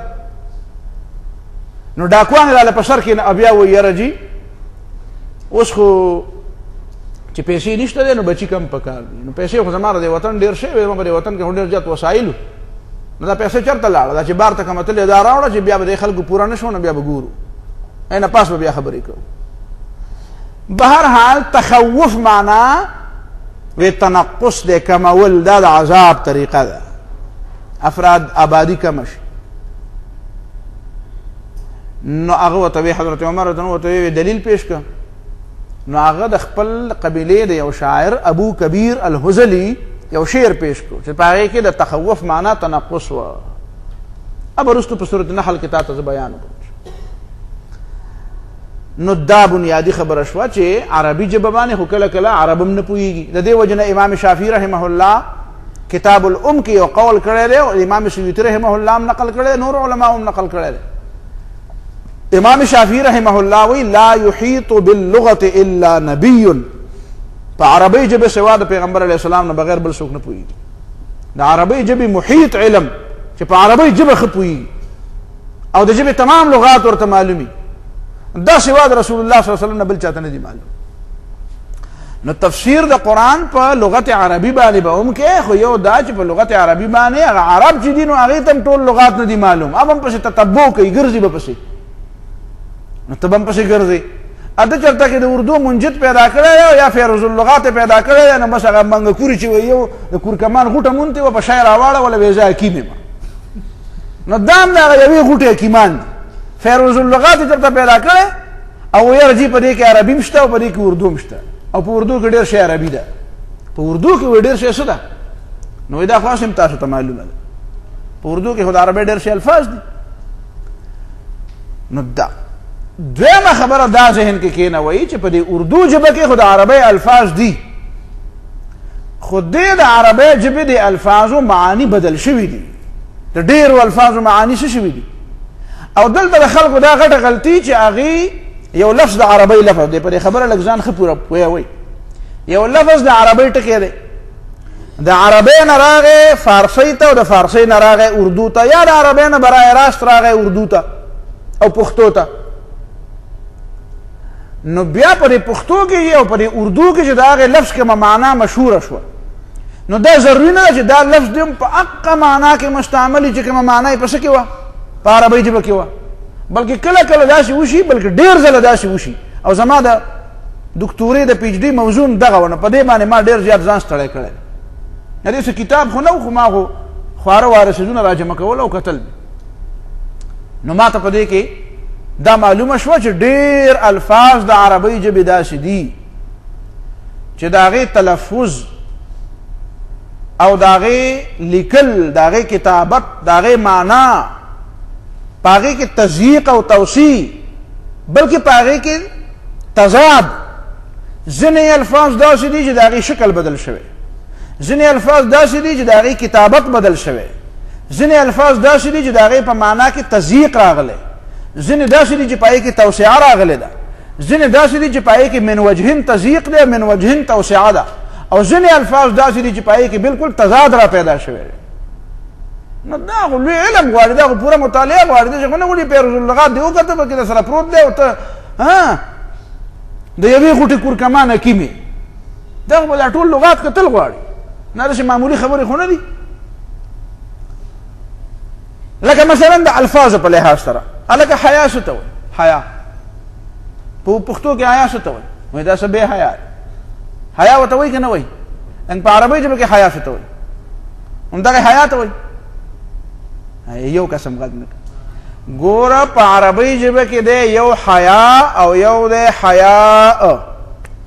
الحیا من الایمان که الحیاء من الایمان؟ حمزه پکې ده وروستو. الحیاء من الایمان، د ایمان حصه حیا ده که حیاء؟ او په اردو په پښتو کې ورته موږ څه وایو؟ حیا. او حیا په عربۍ ژبه کې څه ته وایي؟ باران ته وایي. متنبي ویلي وذكي رائحة الرياض كلامها تبغي الثناء على الحياة فتفوح. وذكي رائحة الرياض كلامها، وې د دې باغچو دا نری بھینی بھینی خوشبویي چې کومه ده دا ډډوزي، دې ته ډډوزي وایي. دا د خوشبویه ډډوزي نه دي. نو وې د دې باغچو د خوشبویه دا ډډوزي چې دي، نو دا د دې باغچو خبرې دي. دا باغچې څه کوي؟ خبرې کوي. دا څه وایي؟ وی تبغي الثناء على الحياة فتفوح. وی دا د باران مدح بیان، د باران ثنا وی. وی دا باران وشو نو دا باغچې را زرغونې شوې، ګلونه پکې را پیدا شو، زبردست خوشبویانې شروع کړې. نو تبغي الثناء على الحياة، دا د چا ثنا صفت بیانوي؟ د حیا، یعنی د باران. نو فتفوح، نو دا څه کوي؟ خوشبویانې کوي او ډډوزې کوي. نو ګوره حیا په عربۍ ژبه کې سره د ممدود حمزې نه وه، خو چې اردو له راله نو څه ترې جوړه شوه؟ حیا. هغه حمزه ترې لاړه پرېوته، چې په دې لار راتله هغه ترې ته په دې سین کې پرېوته. نو عربي چې راتله دلته د عربۍ دا ټکی، نو د سمندر کې ته هغه دغه څه شو؟ هغه حمزه ترې پرېوته. که نه کوي خبرې؟ د دې په شانې بې شمېره الفاظ، بې شمېره الفاظ، ټول الفاظ ګورې نو بیا هغه ډېر زیات مشکله کېږي، اوږده کېږي خبره. دارنګې کله کله به موږ وایو چې لفظ بالکل معنا الټه کوي. په عربۍ ژبه کې یو لفظ دی تعمیل، عمل یعمل تعمیلا. تعمیل معنا یو شی په عمل کې راوستل، او تعمیل معنا یو سړی د یو علاقې عامل مقرر کول. اصل معنی دا عمله، یعنی جعل فلانا عامل بلد کذا، فلان کې سړی د فلان کې خار عامل مقرر کړ. لیکن په اردو کې تعمیل څه ته وایي؟ تعمیل حکم، خبر منلو ته وایي. په عربۍ ژبه کې د یو ځای عامل مقرر کولو ته وایي. او په اردو کې تعمیل معنا څه؟ زمونږ په دغه مظهر العلوم کې چې د امارت تاج محمد مولوي صاحب قصه وکړه، نو هغه کې بل یو مولوي صاحب وابه ماته، بلکې زه بیا ځان سره په خپله دغه باندې کېنولم، دا چې دغه ګدۍ د استاد دپاره به وکنه، زه په ملا وډبولم، راځه مودودي دلته کېنه. نو سبق کې به اکثر دلته کېنول. نو هغه هم ډېر زیات ډېرې خبرې به یې راته کولې. نو هغه ما ته یو ځل ویې ستاسو د جماعتیان نه یې، تاسو په عربۍ هم نه پوهېږئ. نو ما یې څنګه؟ وایي تاسو جلوس څه ته وایئ؟ ما دا خلک چې روان دي، وایي چې روان دي نو هغې ته جلوس وایي. څه پوه شو؟ جلوس څه ته وایي؟ لکه راځئ چې جلوس وباسو، د باران د دغه د بجلۍ خلاف څه وباسو؟ جلوس. نو جلوس خو کېناستو ته وایي. او دا چې خلک روان دي که ناسي؟ جلوس کې خلک روان دي که ناسي؟ څه وایي تاسو ته وګوره مړه وایي په عربۍ نه پوهېږئ او لګیا یې وایي چې مونږ اسلامي نظام راولي. نو ما دا اردو د عربي خو نه ده، یعنې په عربۍ ژبه کې جلوس څه ته وایي؟ الګه جلوس دې معنا څه ده کینه او په اردو کې جلوس څه ته وایي چې بار ته وځو ټوپونه وو ها چغه چغاره څه پوهې شي په خبره زه خیره خو به نه ده نو دا جلوس خبره باندې پوه نه شي مظاهره څه ته وایي مظاهره والذین یظاهرون منکم من نسائهم نو مظاهره په قرآن کې هغه ته وایي زهار او مظاهره یو شی او تاسو ټول مظاهره کړی ده تاسو مظاهره کې شریک شوي تاسو کې نه شریک شوي جمعات کې ناشې شابه چې چا مظاهره کړی هغه لاس اوچت کړي نو دا والذین یظاهرون منکم من نسائهم دغه مظاهره هم کړی هغه مظاهره جدا ده او دا بل مظاهره څه ده جدا ده نو دا عربي ده او دا اردو ده عرس په عربي ژبه کې څه ته وایي عرس واده ته وایي عرس څه ته وایي بلکې عرس چې دی هغه طعام الولیمه ته هم وایي د واده نه بعد چې کومه ډوډۍ هغې ډوډۍ ته هم په عربي ژبه کې څه وایي عرس وایي او په اردو کې عرس ته وایي وایي د پلانکي بابا عرس دی نو هغه بابا نه واده کړی دی که هغه منجورانې واده کوي نو کېدی شي په خبره تاسو ونه رسېدئ نو عرس هلته کې څه ته وایي چې هغه پلانکی مل دی بابا دی مزار دی د هغه مزار والا بابا د په یاد کې یو څه شی دی څه پروګرام دی پروګرام تاسو په دې خبره باندې نه پوهېږئ نو هغې ته په عربي ژبه په اردو کې هغې ته څه وایي عرس ورته وایي او په عربي ژبه کې عرس ته وایي واده ته وایي یا د واده عروس سړي ته هم وایي او ښځې ته هم وایي چې کله ماداما فی عرسهما چې لا دواړه نوي واده شوي یو بل ته نو هغه نوي چې واده شوي هغه نوي واده شوي ته خو ناوې وایي خو هغه چې نوی واده شوی هغه ته څه وایي په پښتو کې څه شی تا واده کړی دا که کړی مې نه انکار یې وکړه هغې ته چنغول وایي څه وایي ورته د ناوې مذکر څه دی چنغول څه پوه شي په خبره باندې نو دا به هر حال دا ما داما فی عرسهما نو که نوی ناوی را واده شي نو هغې تم عروس وایي عروس او که سړی واده وکړي او لا د واده په نوي دوران کې نو ده ته هم څه وایي فعول دلته مذکر او د مؤنث په دې کې برابر دي عروسه ورته نه وایي عروس نو مطلب د عرس نه دغه د واده خواوشا خبره یا ډوډۍ او یا نو د عرس د دې سره څه تعلق دی د اردو پښتو چې دا کوم عرس دی د دې سره څه تعلق دی دا عربي ده او عرس لفظ عربي ده دارنګې مسمار څه ته وایي مسمار په عربي ژبه کې میخ ته وایي مسامیر میخونو ته وایي مسمار د آبادۍ مضبوطولو ته وایي یا هغه شی چې په هغې باندې آبادي مضبوطېږي لیکن په اردو کې مسمار څه ته وایي وایي آبادي مسمار کړه نو مسمار معنا په عربۍ ژبه کې جوړه کړه کلکه کړه او په اردو کې معنا څه ده چې ډیماله شي کړه راښکته یې راواچوله راوې نړوله ړنګ یې کړه څه یې کړه ړنګ یې کړه نو الټه شوه معنا که الټه نه شوه او یو بل ټکی که راته ووایم خفه کېږې به نه نیک څه ته وایي په عربۍ کې نیک ګوره ناکه یا نیکو دا په عربۍ کې ویم په پښتو کې نه ویم ناکه یا نیکو لفظ صریح فی معنى النکاح اصرح لفظ فی معنى النکاح د نکاح لپاره چې په عربۍ ژبه کې کوم صریح لفظ دی نو هغه دی ناکه یا نیکو د حضرت عبدالله بن عباس یو شعر پکې دی په دې شرح الوقایه کې چېرته شته شرح الوقایه کې مې چېرته کتلی هغه را روانو د حرم نه د عرفات نه را روانو په اوښه باندې او شعر وی ای وکن یمشین بنا حمیسا ان یصدق الطیر بنا ننک لمیسا لمیسا د هغه وینځه وه نو لیکن په پښتو کې نیک څه ته وایي نه ټول خلک نیکان دي نو دغه نورو ته بیا نیکان وایي پوهېږې په پښتو باندې نو دا خو بالکل څه بل شی دی. په دې عربو ته څوک لاړ شي او نیک نوم وي نو هغه ډېر یېرې نه هغه نوم نه وایي، وایي انت نیکه پورې خان دی.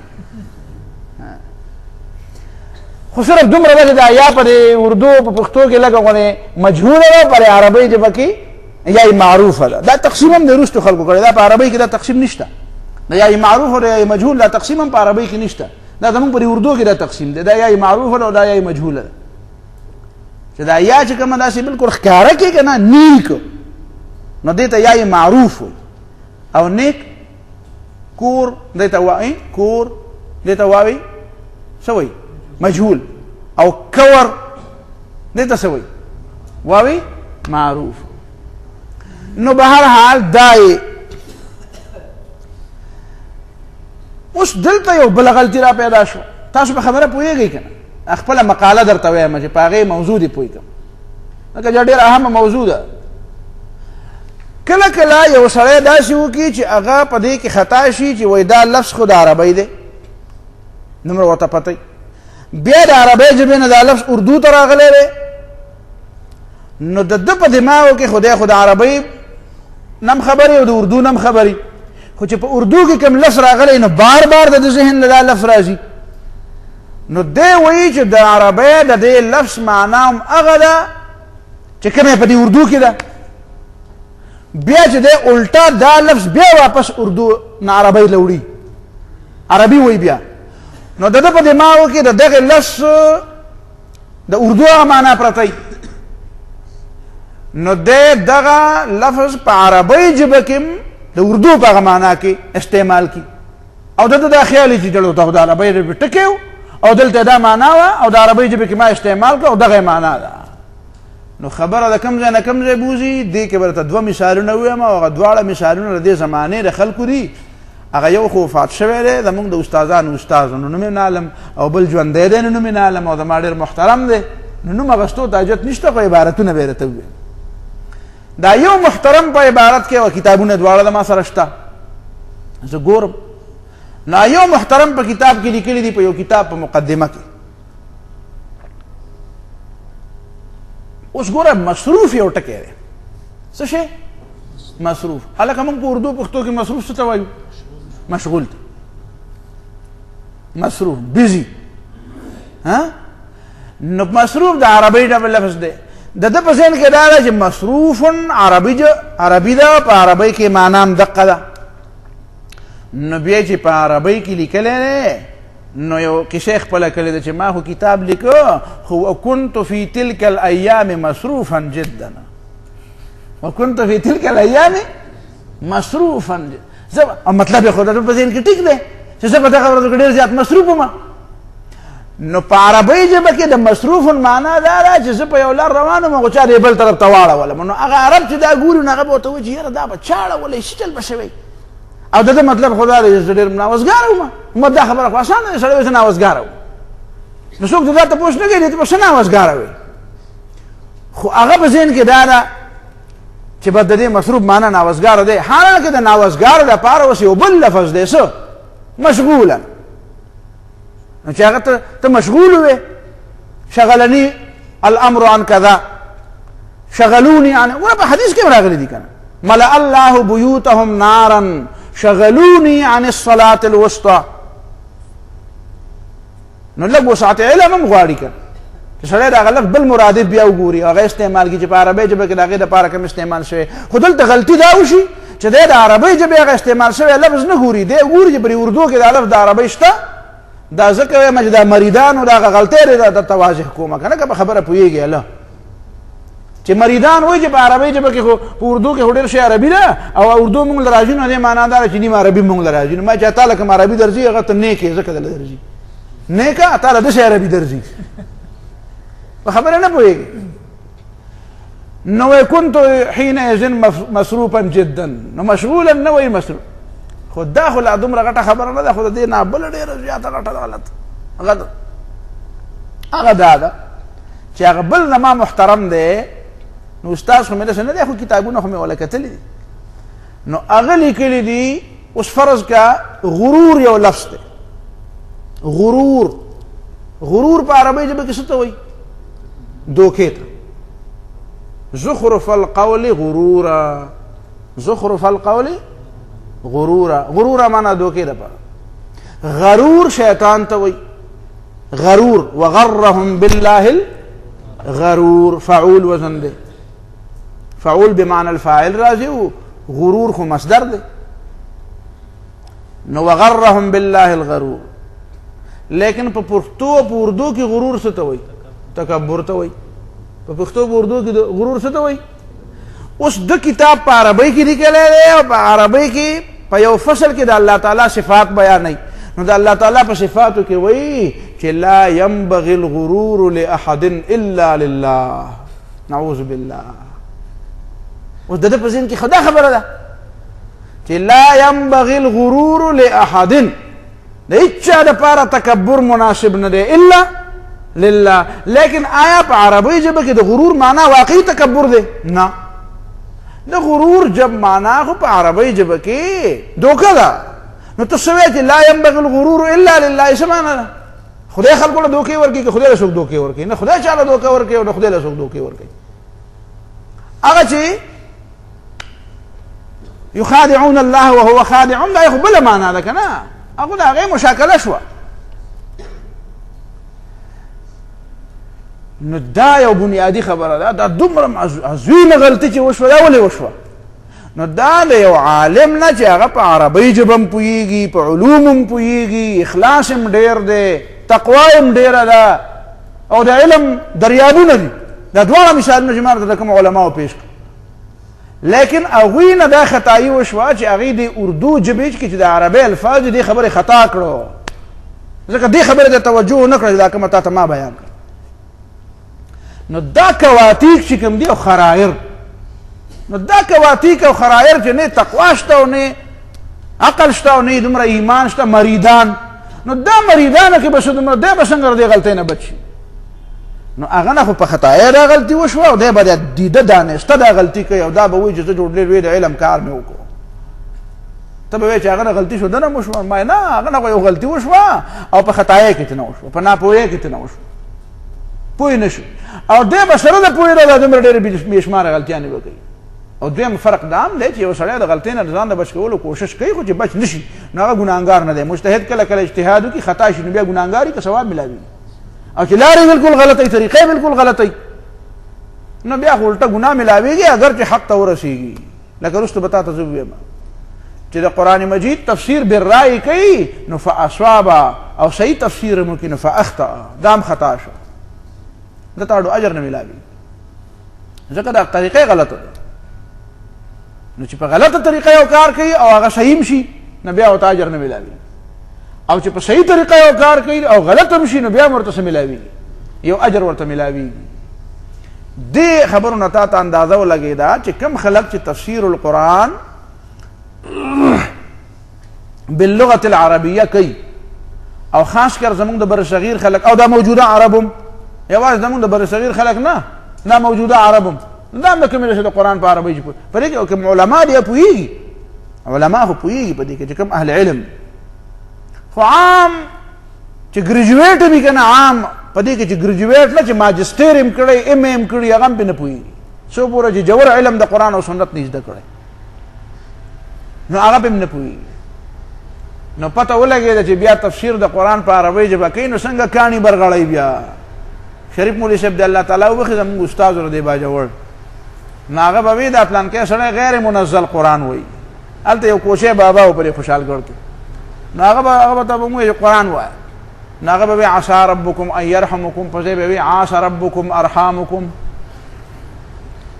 نو بیا یو ځل چې مونږ تپوس وکړو مونږ به ټوکې کولې، مونږ به وایي بابا تا منطق ویلی وی او مونږ به یاره په منطق کې دا نورالانوار ډېر زبردسته تفصیلي کتاب دی او والله وی دا په منطق په نورالانوار په منطق کې ډېر تفصیلي کتاب دی دا ما ویلی دی لګیا اوس به وي پوهېږې په خبره. نو هغه به دا قرآن یو ځل وی الحیا نصف الایمان، حیا نیم سیر ایمان دی. نو ما ورته بابا نیم سیر دی که پوره سیر دی؟ وی نه نه د خدای سیر ډېر غټ دی، وی دا په هغې نیم سیر دی. نو نصف معنا نیم سیر. او من قبل هذا د قبر عذاب والی او آثار تنسا پکې نه وه، داسې ترجمې به یې کولې. نو شریف مولوی صاحب ورته وی دا غیر منزل قرآن وی. هغه ته بابا ته غیر منزل قرآن وی. او والله وی زه غیر منزل وی. مستا په شان غیر منزل بل څوک نشي ویلی. نه نه نشي ویلی. غیر منزل نه نو خبر. تاسو به خبره پوهېږئ. نو دا چې داسې نه نه بیا به غیر منزل قرآن وی. نو چې غیر منزل وی نو بیا به تفسیر هم د خپله ځانه څه کوي څه به وی. نو دا یو بنیادي خبره ذهن کې کېنول غواړي. بیا تا ته ما ویلي چې د قرآن مجید خپل مصطلحات دي. مصطلحات نو که ته د قرآن تفسیر په عربۍ ژبه باندې کې په عربۍ پوهېږي هم او هغه اصلي عربي هم وی او فصحا عربي هم وی خو بیا هم د قرآن مجید ځان له خپل اصطلاحات دي. صوم مطلق امساک ته وایي په عربۍ ژبه کې. نو ځان را بندول نو مطلب یې دا دی چې په روژه کې د خپل لاسونه وتړه او دا خوله دې متړه بیا به پوز هم تړې ځکه دا خو هم څه کار کوي. نو صوم خو امساک ته وایي که نه. دا مفترات ثلاثه خو پکې په شریعت کې وروسته راغله. په لغت کې خو مطلق امساک ته وایي. نو الله تعالی وی صوم بساتی. کتب علیکم الصیام په تاسو باندې صیام فرض دي او صیام د صوم جمع ده. صوم امساک ته وایي. نو دې معنا دا ده چې ځان به رابند کوي. نو څه مطلب دی چې په دې غوږونو کې به هم شوړې کېدی. دا خو خیر دی دا به وکړو. سترګې به هم بندې کوي پټې به یې کوي خدا به هم وکړو. خوله به هم بنده کوي ښه جي دا کار به هم وکړو. خو پوزه به څنګه بندوو هلته خو پکې ساه اخلو. او صوم خو امساک ته وایي په لغت کې. نو دا مریدانو ته تپوس کوم دا مریدان چې وایي چې په عربۍ ژبه به یې ترجمه کوو تفسیر کوو نو څنګه چل به کوو که نه پوزه به کلاو پرېږدو او غوږونه به بندو نو بیا خو به دا امساک نه وي. نه نه صوم خو د شریعت یو اصطلاح ده. د صوم تعبیر او د صوم تفسیر او بیان به مخکې په قرآن کې وګورئ. نو قرآن نه به درته څه پته ولګي چې کلوا واشربوا حتی یتبین لکم الخیط الابیض من الخیط الاسود من الفجر او ثم اتموا الصیام الی اللیل. نو دې نه به څه پته ولګي. او بیا باقي شرایط به او د نیتونو خبرې او څه او څه او نواقض او نو دا به بیا د احادیثو نه پته ولګي. نو بیا به نه خوله بندې د دروغو نه به بندې او نه به پوزې بندولو ته حاجت او نه به سترګو بندولو ته حاجت او نه به په غوږونو کې شوړو ته حاجت او نه به لاسو تړلو ته حاجت کوي. نو صوم خو دغه بندولو ته وایي. نو بیا خو ځان را بند که نه لکه ته څنګه ځان را بندې ته خو یې پرانستی ځان وتړه شابه. دارنګې مې درته ووایي چې حج دی او زکات دی او دا دی. نو تفسیر د قرآن به په عربۍ ژبه کوو. دوه خبرې به یاد ساتو. یو دا چې په عربۍ ژبه به یې کوو خو پس د تفسیر القرآن بالسنه او باقوال الصحابه او تفسیر القرآن بالقرآن مخکې. او دویمه طریقه بیا دا ده چې تفسیر القرآن به په لغت عربي کوو. نو چې چاله لغت عربي نه ورځي نو هغه به تفسیر د قرآن نه کوي بل چاته به هم نه بیانوي. کېدای شي چې د کاڼي ورغړی چېرته کوي اشه د اردو تفسیر به ګوري په هغه او دی به چېرته څه بل څه ووایي الفاظ به بدل ووایي چېرته. مولانا عنایت الرحمن صاحب د الله تعالی وبخي بنو کلب په عربو کې یو قبیله ده. ناغه به بنو کلب نو ترجمه ولا کړی وي کتے کے بیٹوں نے کہا ہے کتے کے بیٹوں نے. نو بس بیا به بنو کلب ته کتے کے بیٹے وي. خبره باندې پوه نه شو. نو دا بې شمېره مثالونه دي د دې خبرې چې د لغت یو لفظ وي. او په دې کراچۍ کې یو صاحب دی د هغه هم نوم نه علم ځکه چې پلار یې خو زما دوست دی استاد مې نه دی خو محترم خو مې دی. نو هغه زوی پي ایچ ډي ډګري اخیستی ده. یو ځل ما د هغه کتاب پسې کتنه چې په هغه یو 3 کرښې 2.5 کرښې حدیث دی او په هغه 2.5 کرښې حدیث کې چې ده کومه ترجمه کړې ده نو په هغې کې 4 یا 5 غلطیانې کړي دي. 4 یا 5 غلطیانې کړي. نو ما ته پته ولګېده چې دا پي ایچ ډي وله د پلار اغوستی ده. دا اصل کې د پي ایچ ډي نه ده اغوستی ده د پلار اغوستی ده. وی فلان حسن نو بیا وایا ابوه حسن دې ته صفت بحال متعلقه وي. نو دا ډیګري بحال متعلقه ده. یو ډیګري بحاله ده او بل ډیګري بحال متعلقه ده. نو یو بلم بحال متعلقه ما ته معلوم دی هغه بحال متعلقه هغه پي ایچ ډي ډیګري اغوستی ده. ما ته پته ولګېده چې هغه مولا پلار مرحوم لیکلی ده. هغه کراچۍ والا پلار خو ژوندی دی او د دې بل پلار وفات شوی دی الله دې وبخي. خدا هغه ما ته پته ولګېده د یو څو خبرونه چې هغه ډیګري به حال متعلقه ده، یو ډیګري به حاله چې سړی په خپل همت کړی او ځان ستړی کړی او یو شی همت کړی، او یو به حال متعلقه ده چې پلار ولا لیکل کړي، نو چې کوم ولا پلار کړي نو ټیکی، او چې کوم د ځان کړي د مفتی یوسف صاحب خبره ده چې کوم د تمام ویلي دی نو ټیک دی، او چې کوم د ځان ویلي هغه ورسې ګډي وړي وي، چې کوم د ځان نه وسوي اسې ګډي وړي به ادا بر مې تر مفتی صاحب قصه کړي. نو دغه به حال متعلقه والا چې کوم ډیګري اغسته ده نو هغه کې دا دونی کرخه عبارت ده پای کې سلور غلطیاں کړي، نو عربي علم هم ضروري. او بیا دنیا درېمه خبره پکې دا ذهن کې یاد اوساته چې د عربی علم ضروری دی، خو برای راست د عربی د لغاتونه کته دا وایي چې په اردو کې او په پښتو کې د عربی ژبې الفاظ دي او په دا زما لپاره کافي دی او د اردو ډکشنریانې به ولا ګورم، نو په دې کې به بیا داسې شي لکه دا څو مثالونه تا ته ما وویل. زه اوس وقفه وکړئ بیا بله موضوع شروع